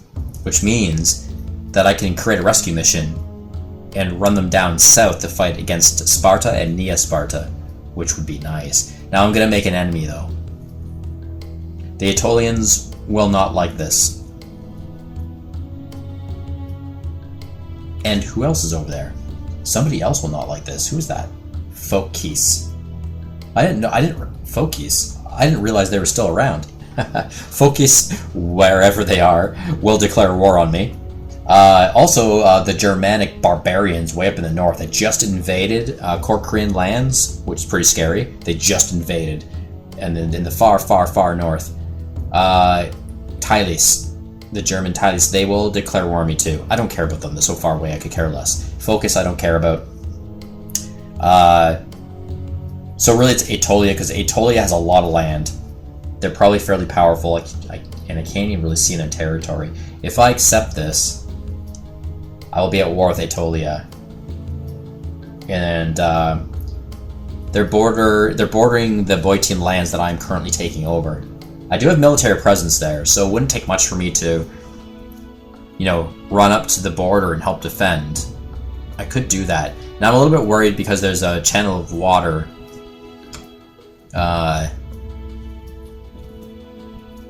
It's a channel of water between Arcadia and Aetolia.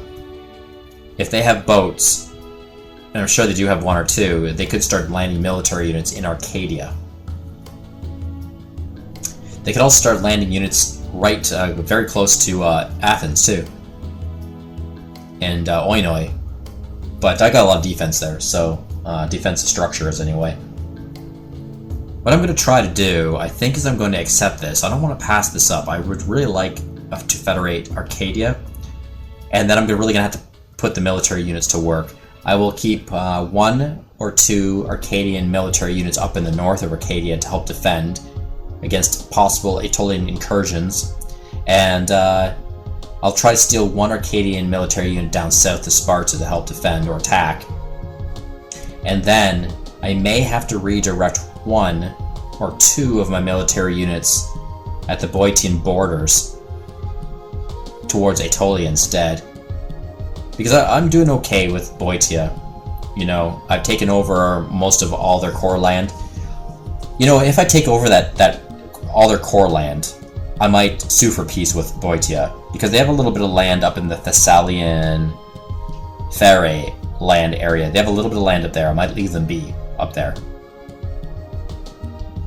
Yeah, I think I'm going to go with that strategy. So, oh, weird. It's actually looking like Echelon Tribes is still confederated with the Dardanian Kingdom. Actually, I'm a little bit confused, because they have 2 flags up here. Do you see that, guys, up in the high of the screen? They have 2 Echelon faction flags. One has the Dardanians as a vassal, the other one does not. But when I hover over the one that does not, it says confederated there. I think that might be a game glitch.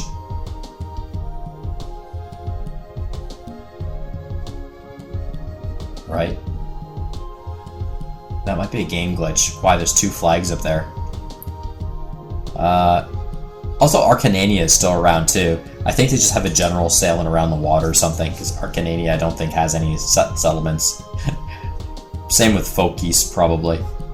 Okay, I'm going to say yes to this federated proposal agreement. Tigi betrayed its pledge to Sparta and joined Arcadia. That's good, because Arcadia is now mine. Well, federated anyway. Oh, nice. Same thing with Erythrea. Sparta has lost it to Arcadia. Wonderful. Oh. Tege betrayed his pledge to Aetolia and joined Messenia. Now, Messenia belongs to me. They're my vassals, and we're also federated. This is just going lovely. Ever since I federated with Achaea, other settlements nearby that belong to my enemies are now flipping sides. Probably because they're like, holy smokes, Athens is becoming quite large, they got a lot of good things going, and you know what? People are so happy in my faction. I was at 200% happiness, which is maximum. Now I'm actually down to 179, but still very good. So yeah, can't blame me. People wanted to join my Athenian, dare I say, kingdom. I'll call myself a kingdom now at this point. Not quite an empire yet. Almost, because I do own islands too, right? I almost want to call myself an empire, but not yet. I will give myself the title of king, even though I can't, because I'm technically a democracy. City of Delos is now abandoned. I lost Delos finally. I knew I would.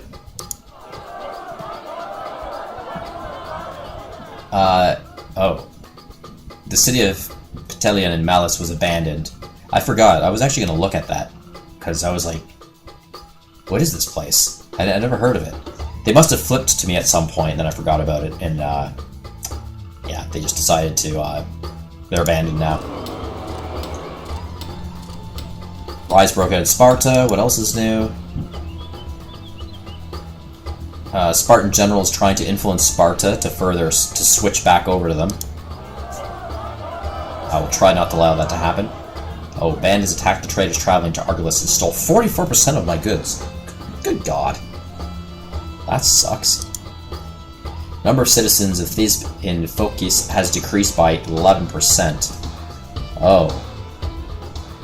They're not happy with their livelihood there. The city is being currently repaired, but yeah, again, sometimes when a city is damaged or kind of in ruins a little bit, the people will leave because it's harder to live there. They don't like it.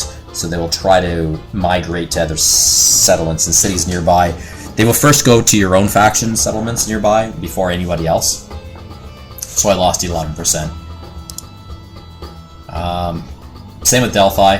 Lost 14% because that's Delphi is also being repaired right now. Way up in the north of Adrician Kingdom, my nomad is starving.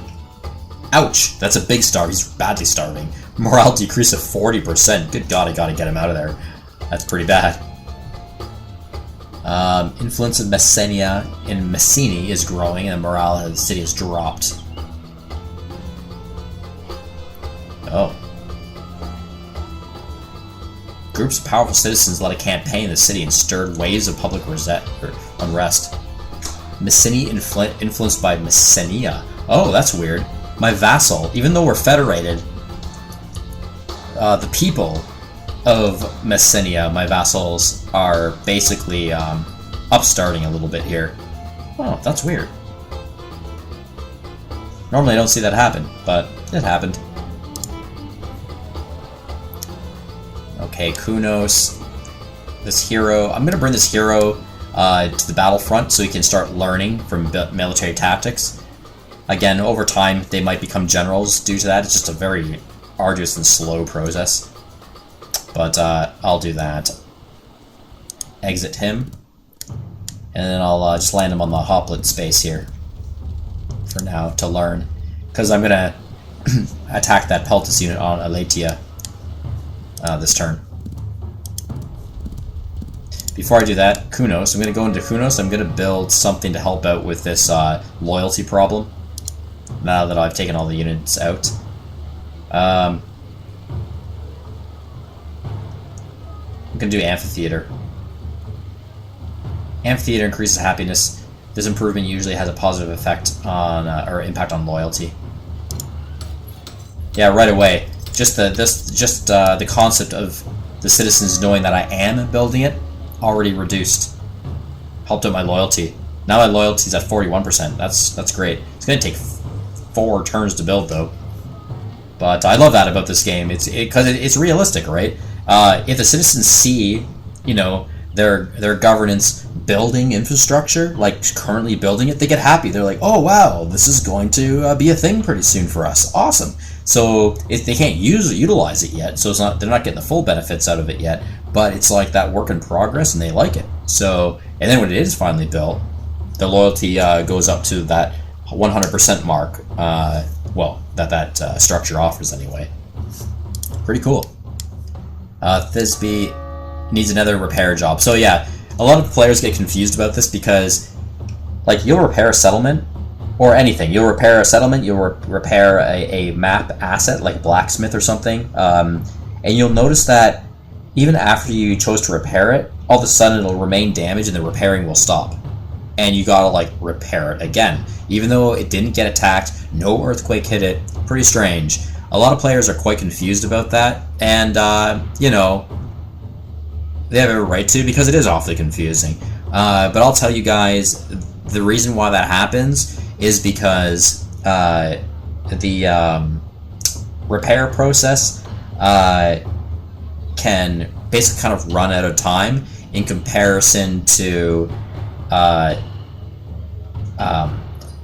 population change. So when you repair a city, the game basically makes a calculation from that point as to how many turns it's going to take to repair that city based on the repair project itself and the population currently at hand, because it's the population that helped repair. You spending resources just expedites that repair process. It basically puts a multiplier on the standing population and how fast something might be repaired. And that's only if you choose to spend any resources on a forced repair, or I say forced repair, but a intended repair, we will say. Now, if the population changes in the meantime during the repair process in any way, that actually changes the calculation. So you might be bumped by a turn or two, but this game doesn't do turn bumps. It'll actually stop the repair process and reset everything. Not the repair itself, you'll still have repair points in place, but you basically have to start up the repair again so the game can make a new calculation. So that's what we're doing here in Thebes. Repair has stopped because just as this turn was processing, in both Thisbe and Thebes, we lost a little over 10% population, and that was just enough to change the AI calculation or the program calculation of repair. So it needs to restart. It needs to be redone. And that's what we're going to do. We're going to re-repair this. We're going to, start the repair over again. And it'll still be less turns. So it's just going to be 2 turns. It's going to cost us, though. Yeah, I'm pretty sure that's the reason why. I've been kind of like figuring out why double repairs are happening, sometimes triple repairs. It's crazy. Kind of confusing. And I think it has to do with population changes during a repair process. Also, if a riot breaks out, that can interrupt things too. That'll change things as well, and riots actually create more damage in a settlement, and you'll need more repairing. Now it looks to me that Thebes and Thisbe did not receive any riots, nothing like that happened, so I think it's just population change that did it. I might have one other theory too, why a restart of repair might be needed.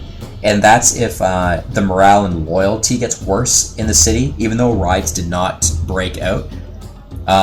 If morale and loyalty get worse, that means the population is not going to work as hard to help repair. So that is also a change in calculation, and that is what might require a restart, or it might need more repair efforts. The game might ask you to repair more, to dump more resources into this project to keep the repair going. Essentially, that is what the continuous repair is. It's that settlement in particular asking you to put more resources into the project due to changes. Okay, this is going to be pricey, but we're going to do it. Almost 30 stone. Ouch. And a lot of iron. 17 iron. But Thebes is worth it. So we'll do that. It's pop 3.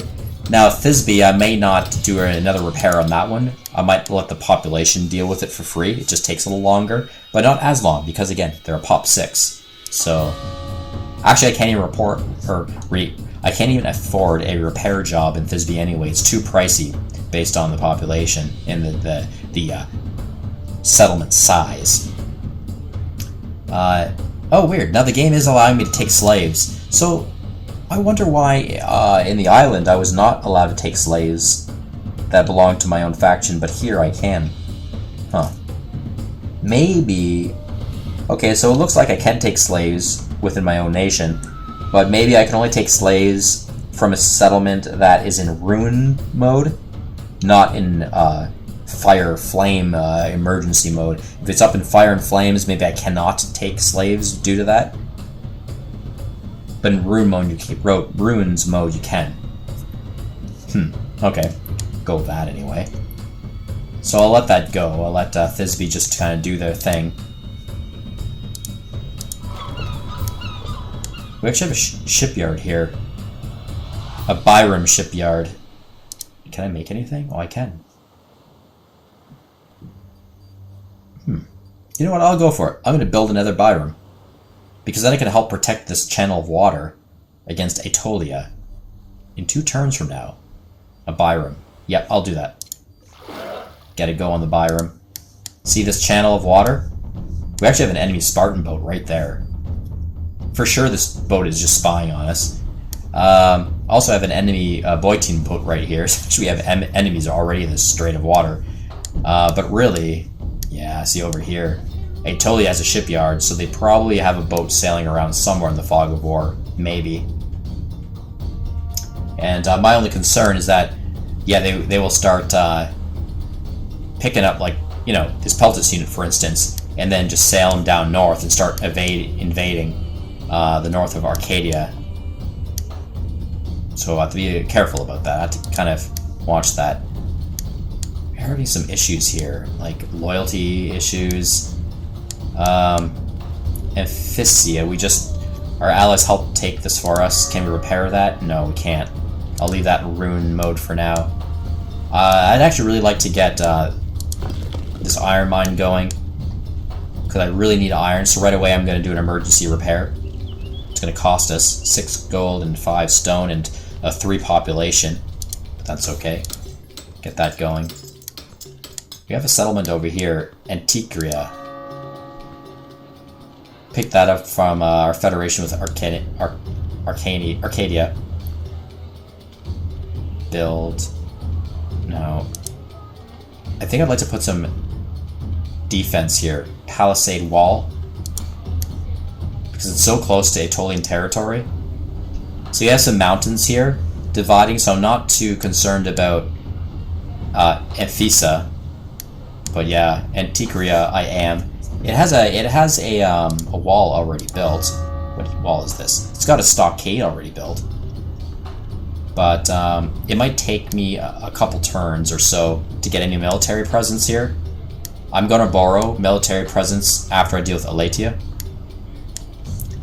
So we'll go ahead and build that palisade wall. About 5 stone, 5 wood, about 5 iron, and 2 gold. Do that.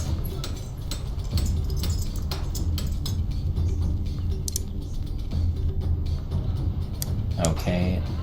Our cavalry unit is still slowly healing, defending in Delphi.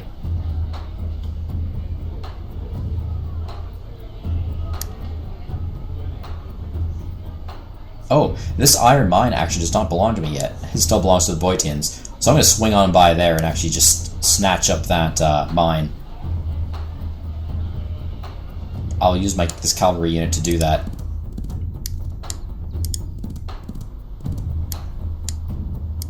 Flip some tiles in the process. See how I just connected that piece of land?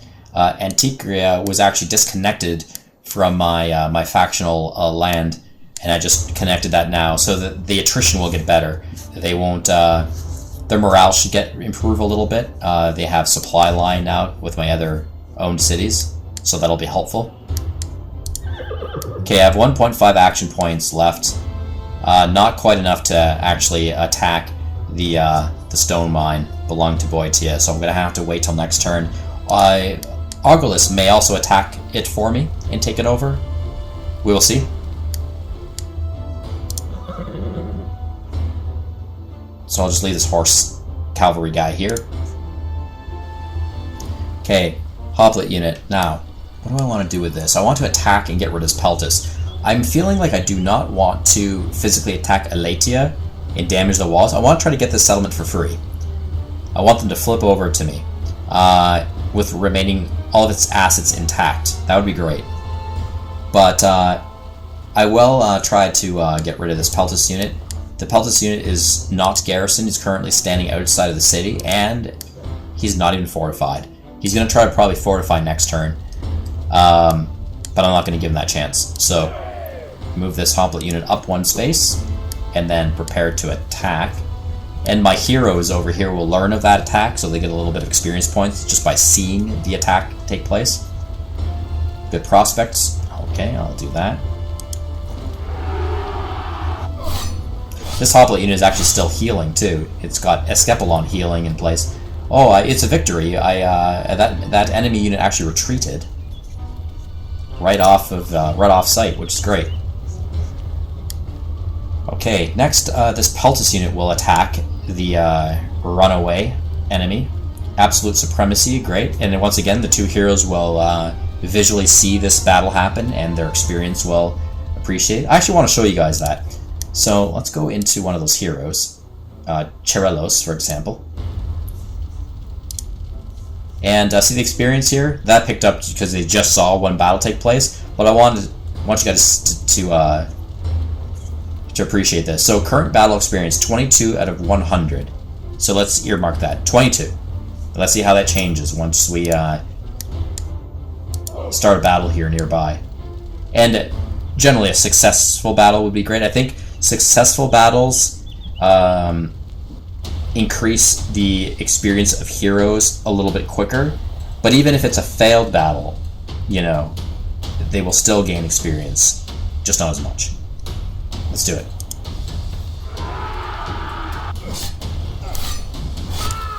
Oh, we actually killed him. That's great. Yeah, I think a kill will probably give you even more experience. Okay, now let's look at that hero again. Cherelos. And watch the experience. Oh. That is weird. Why does it still say 22? That's strange to me. That should be increasing. Oh, you know why? I bet you it'll only increase during the next turn process. That's probably how it is. I want to test this out, because I'm always looking for bugs in this game, things that, idiosyncrasies that don't make sense, right? But I'm sure that that's the way it is. I'll process the turn, and then we'll come back here and take another look. And I'm sure that will jump up by 2, actually. 2 notches, because we had 2 battles here.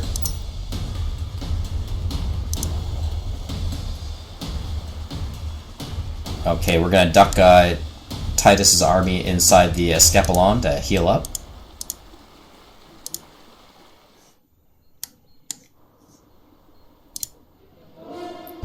Eudoxus' army is actually doing a little bit better. The morale is improving. So with that being said, what I'm going to do is actually have this guy also run into the Escapelon, because his health is very low right now.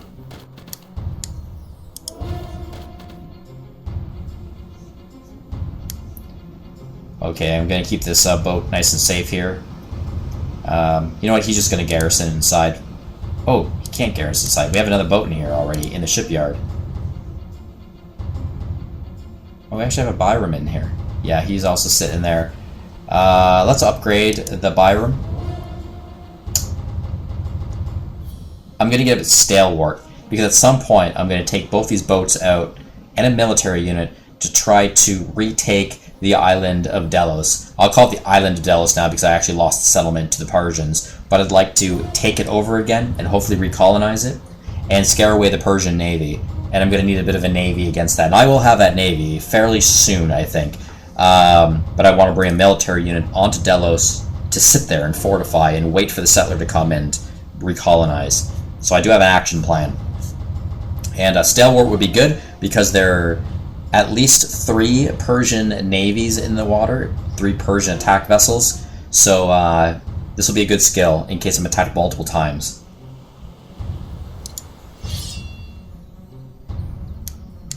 Well, I'll keep building farmland, I guess.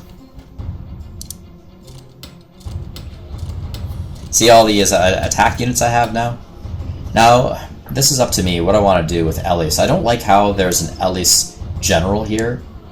We don't really have any terms. Let's just check the relations. I almost want to kill that general because I'm worried this general is influencing my cities here, which will further create loyalty problems. So let's go into foreign relations. I want to do a little bit of work in foreign relations anyway, but let's look at Ellis. Yeah, our relations are actually pretty decent. Amicable, it's not bad. Got a few treaties going. Like, if I kill their general, it's also going to piss them off a bit, right? It might hurt relations, attitude, so...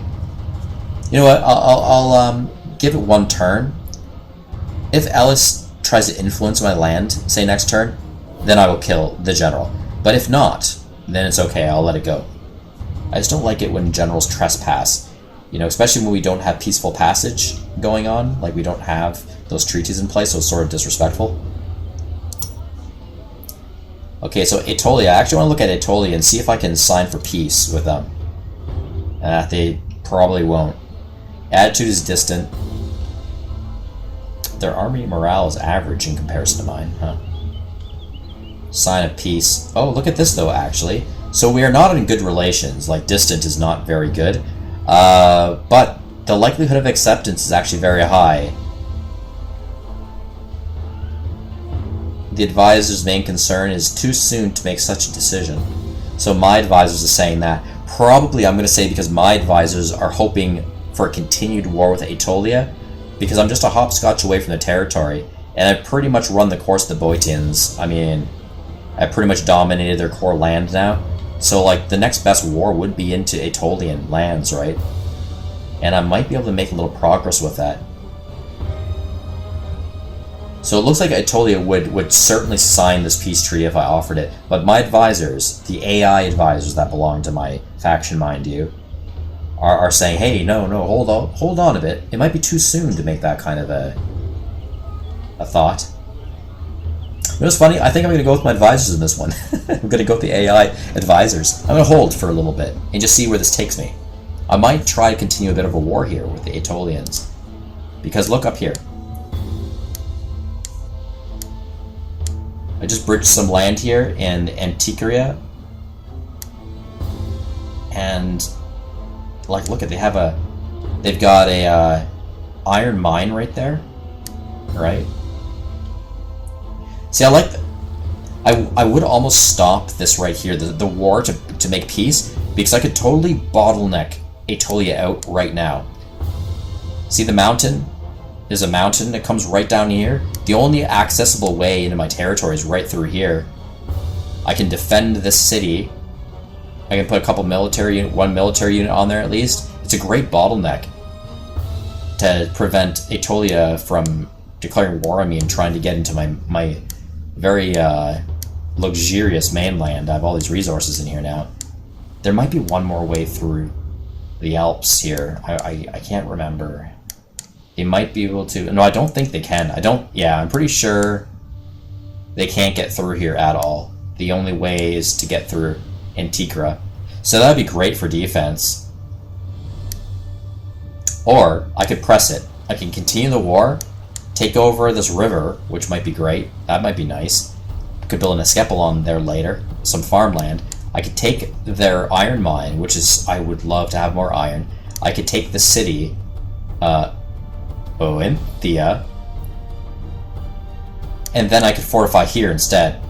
Not go so far to take their coal mine, but to fortify right here, because look, they have a mountain Alp that stops here too. Now it's two spaces that I have to fortify for bottleneck. Whereas over here in Antikyria, it's just one space. Right? One space. Oh, that's actually technically two. I didn't realize that. This is not a mountain here. This is a hill. So they can still pass through here. So it doesn't really matter. Yeah. Now, there's another way in. They can come in through the back Alps. There's a stone mine here. they can actually, I think they can traverse this area right here between this mountain. Can they? Yeah, there's a hill. See right there. They can actually come in through one adjacent space here if they wanted to. So I'd have to also defend this area, the hilltop. But I would get a copper or a iron mine out of that, and a city and this river. That's what I think I'm going to do, guys. I think I'm going to continue this war with Aetolia, and I'm going to try to conquer this area and then sue for peace. Because I don't really want to fight into Aetolian territory, because that's going to be more to deal with. You know, there's a lot of open space here, and then trying to keep it afterwards too. Like, what if I end up war against Melosian Kingdom, right? Or they have Sparta over here too. What if Sparta tries to invade? They have an island here. What if Elis goes backwards on me and they try to sail a boat up here and invade? This is more that I'm going to have to deal with, so I would definitely have to have more progressive military presence here just in case. But if I can bottleneck right here, all I really need is just like a couple forts and maybe one soldier.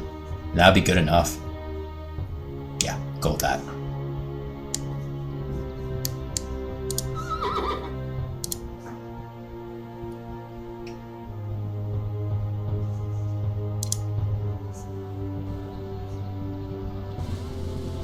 Okay, I will not attack the Elis general, but what I am going to do is bring down the rescue team.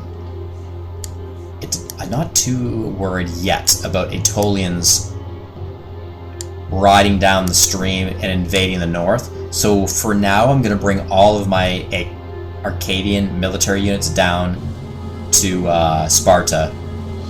Actually, before I get there, I've got a couple places to hit. Astron, that has since flipped to Sparta. Also, it looks like there might be an unclaimed mine here. What is this? Is that unclaimed? Wow! There's an independent stone quarry right here. Quarry. Okay, I gotta take that.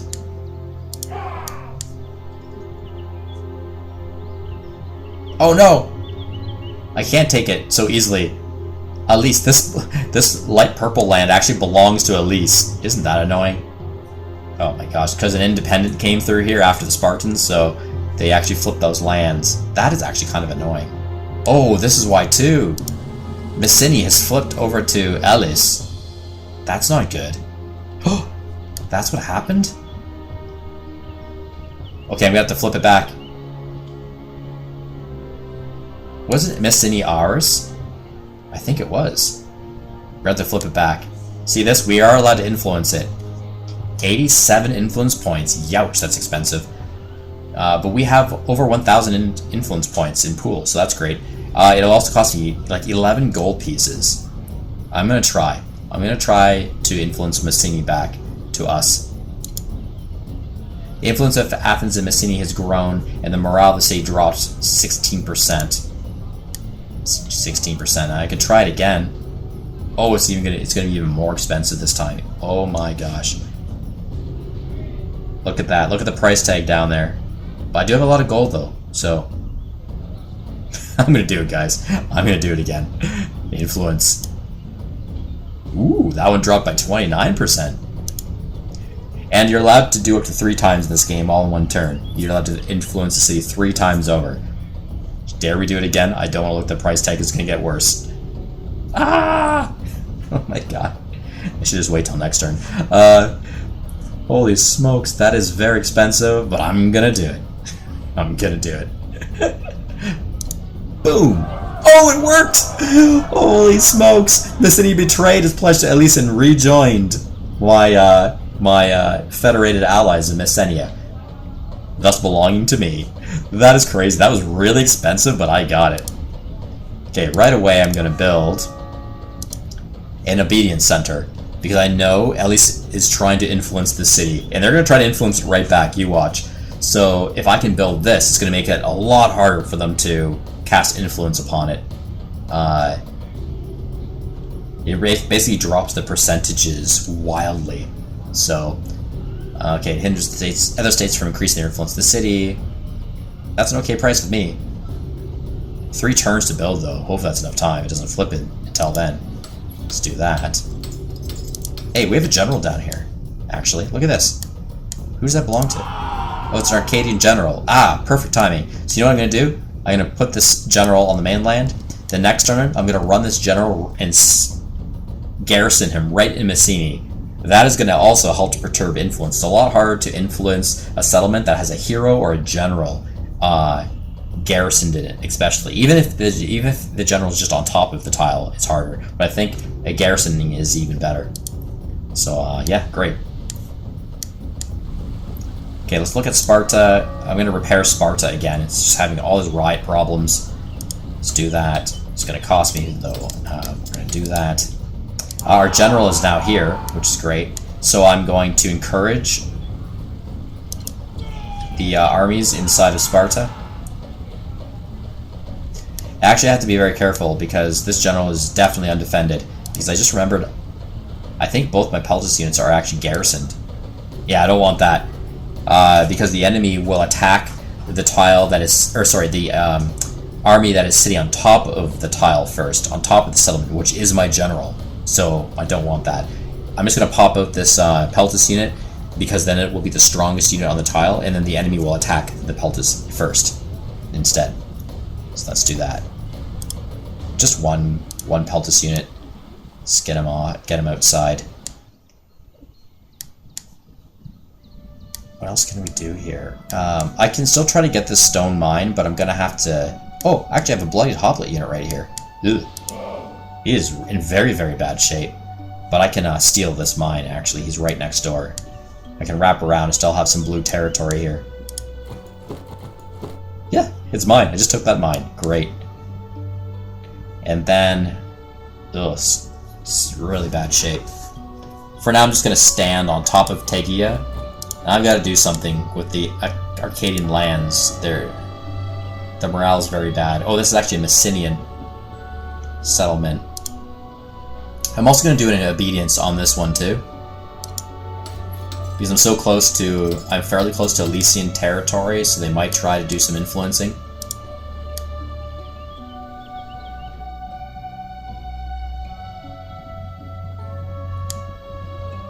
I'm good for obedience on these two settlements that we received. That's fine. I'm going to look at the worst ones. Like, maybe this one here. Erythria.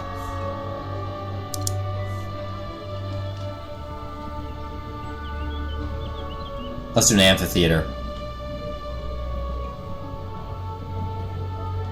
Should I do an amphitheater or also obedience?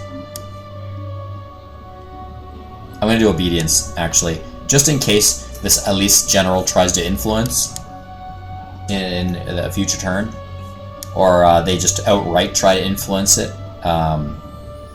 with intent. But like I say, I have a Peltis unit right here. I might consider keeping there to attack the Ellis unit. I'm going to have to think about that one. I will do obedience here, though. That actually, building the obedience center slightly dropped my morale, making things a little bit better.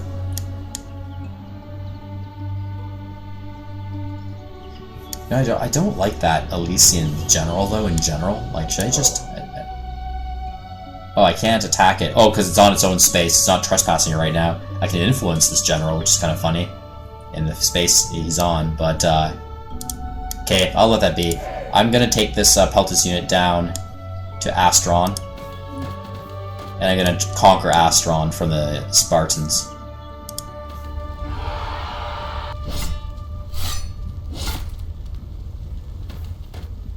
Victory! Oh, it's in flames. And, can I do emergency build? No, I can't. Oh, technically I took that for Argolis, because Argolis is not federated with me, they're just my confederates. And I started on a Argolis tile when I took that settlement, so actually it belongs to Argolis. Whoops. That's okay, though. That's not a big deal. So it's actually up to Argolis to repair that, do an emergency repair this turn if they want to. Ah, it's in their hands. This unit here is in very bad shape. Hiccupian army, Arcadian army, belonging to us now. So actually I'm going to run this army all the way up to my Skepelon. Here it is. I'm going to run them all the way up. It's going to take him like 3 turns to get in there.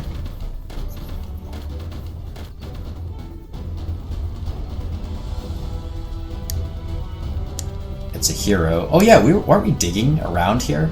Let's continue that dig. There's actually supposed to be like a treasure around here. Let's continue that. Keep the dig going. I think I just destroyed that farm. It's okay, it belongs to Sparta anyway. I think I just... Actually, the settler was building the farm, and I just destroyed it by digging it, looking for treasure. It's funny. Look at this guy, this general. I gotta get rid of him because he's influencing Sparta to run up against me.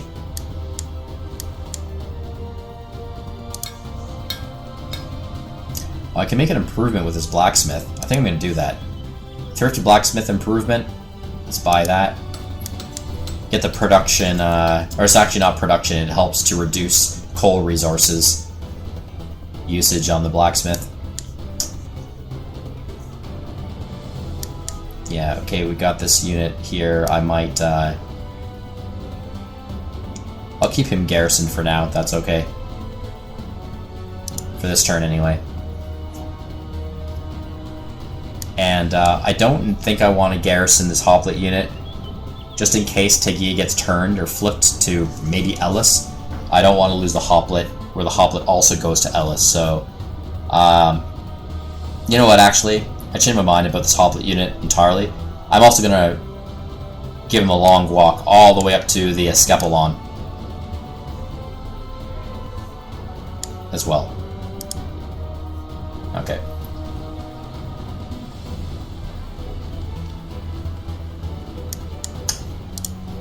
Back to Sparta. I'm going to take my other settler, or sorry, my other Peltus unit out.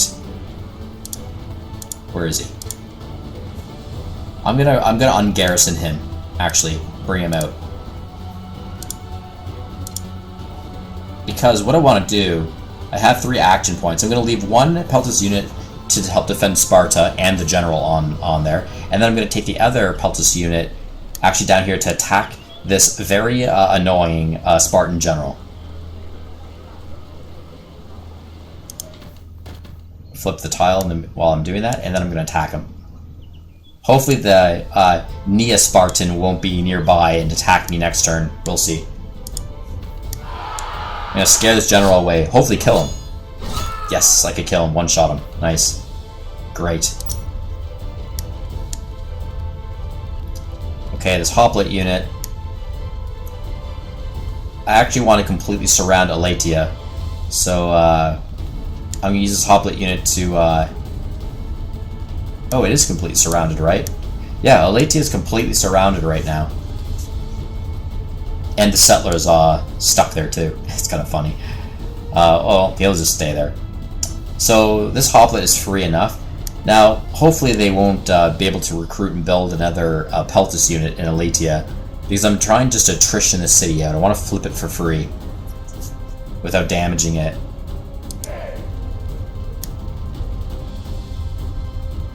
Okay. This hoplite unit is actually going to...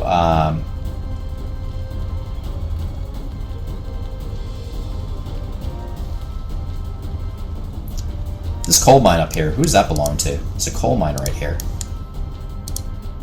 Oh, belongs to Boeotia. I might let this Peltus unit take care of that. This Peltus unit, I think, I'll start flipping some tiles right here, and I'll make headway and take that coal mine. And I don't think I have any more interest to push further north into the Thessalian and Thessaloniki territory, which is becoming Aetolian territory, also Boeotian territory. They're all mixed up here. I think I'm gonna allow for peace with Boeotia after I pinch off this bottleneck here.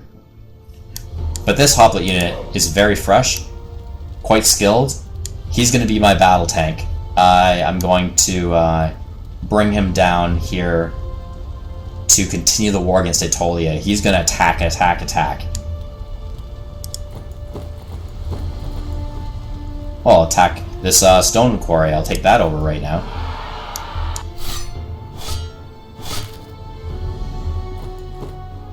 Great. I received 4 stone with that. Wait, let's go back. That's what I'll do. Actually, I will use both my hoplite and this cavalry unit here to advance beyond the river, just to take this territory over here, and then I will try to sue for peace with Aetolia after that. And then I will just keep the Hoplite unit present here as defense ongoing. I'll probably plant them on top of a hilltop, because Hoplites do best on top of hills. And I'll probably fortify that hill too with an actual fortification asset structure.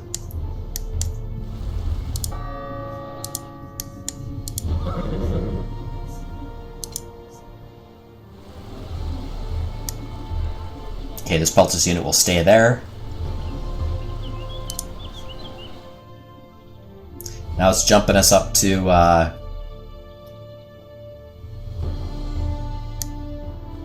the far west of the Adrusian Kingdom, bordering the Macedonian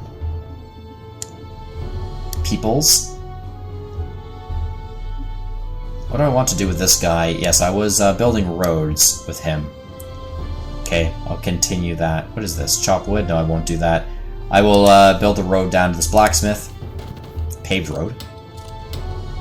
Now this guy was having trouble, remember him? Way up in the north of the Adrusian Kingdom. He's exploring land. I just found this gold mine, which is great. But he's starving pretty bad, like, that's pretty bad. I would really like to search these two spaces right here. Look how close they are. They're literally right there. I'd love to just get those under my belt, but I don't want to risk it. He's like doing really bad for attrition. In one turn, he lost 40%, right? So these tiles are not supplied at all. Pretty dangerous. So I'm not going to go there. I'm actually going to retreat. I'm going to go back. I'm going to go into the closest town, Fontanovo, and... Oh, I'm not going to go that way, though. Oh, no! Oh, shoot. Actually, there's mountains right here. The way I came in is rather strange. How did that happen? Wait, why can't I zoom in there anymore? Hello? Let's do that. Oh, so I did flip one of those tiles. The way I came in was actually this backwards. Came in this side. Okay. So I've got to... I have to go this way. Oh god, it's going to be terrible. Okay, I'm forced to take another super attrition hit. All my action points are going to be used up in this one adjacent move, and it's going to put me stuck on this tile. Definitely I'm going to lose another 40%. So therefore, I will have 20% morale left. And then hopefully I'll be free from attrition. This tile is 50% reduction. Okay. Okay, that might be a little bit more helpful. Actually, I'll probably be able to get to this tile right here. That's 100% supplied, so that's fine. Okay, here we go. I'm going to flip that tile while I go. So that's good. At least I can still flip all these tiles that I want to right here, just outside of the river. Oh, let me see what happened. Sometimes, like I said before, sometimes when you flip tiles and you connect supply land, those previously attrition tiles disappear or improve or get better. No, still fully not supported. Darn. I was hoping for something, but no. Yeah, so next turn what I'll do is I'll be in the clear. Actually, I can stick to the riverland, right? Not over here. That's attrition land. I can actually go right here on this tile right here and flip that, and he will live off the land because it's riverland, so that's okay. And I'm happy that I got a gold mine up here. Right here. Gold mine. That's great. Now, the production's going to be horrible, though. I'm not going to get very much gold from that mine at all, because it's so far away from any of my settlements, including this blacksmith, and there's no road network whatsoever. Like, I'm barely going to get anything.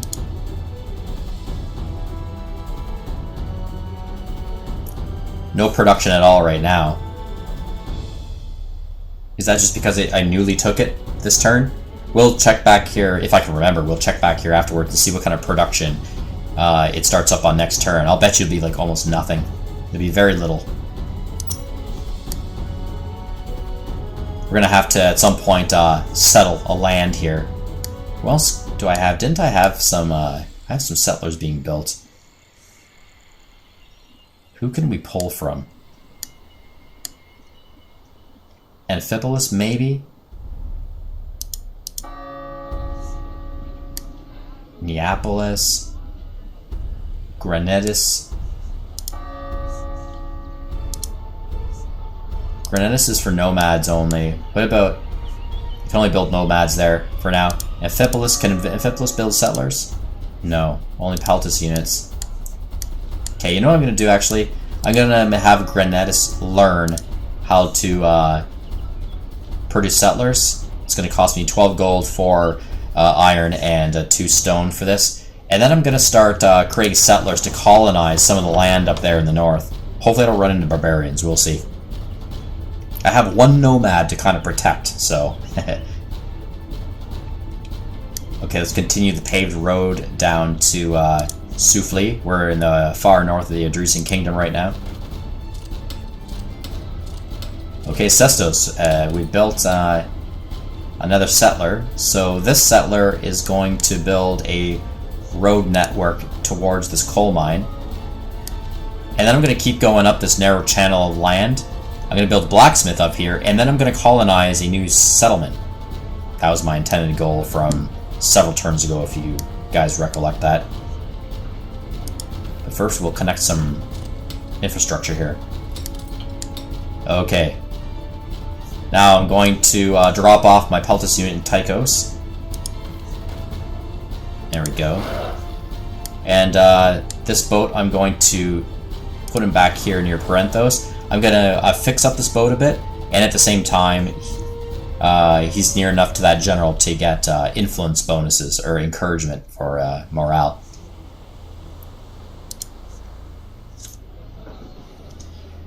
Okay, this general is going to continue encouraging.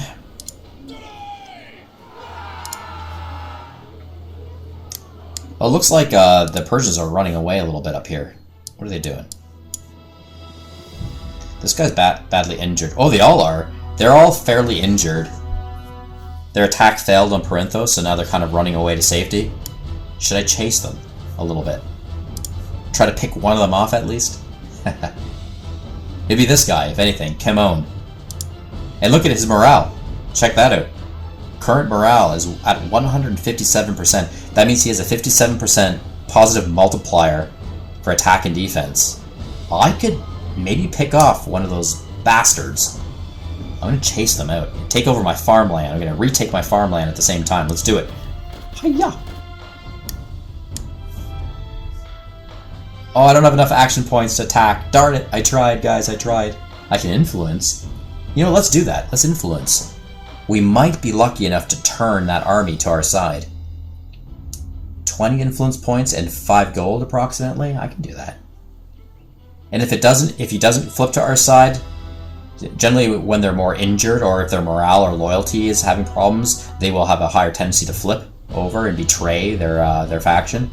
But at the very least, influence will damage their morale and loyalty. I think it's loyalty more so. It'll create damage to that unit in that respect anyway. Let's do it. I'm going to do it.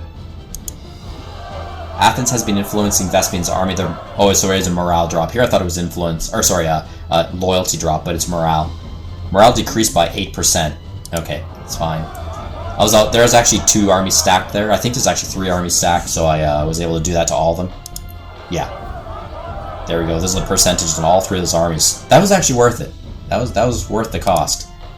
If the morale is lower, it's actually going to be easier to fight them if I pursue them and chase them, which I think I'm going to do. Actually, I think I'm going to use my axemen too. Right, he's here. Dare I take out all of my defending forces? He's not fully healed yet. He's like sort of damaged a little bit still, but he also has the morale boost. 44% multiplier. I've got discipline.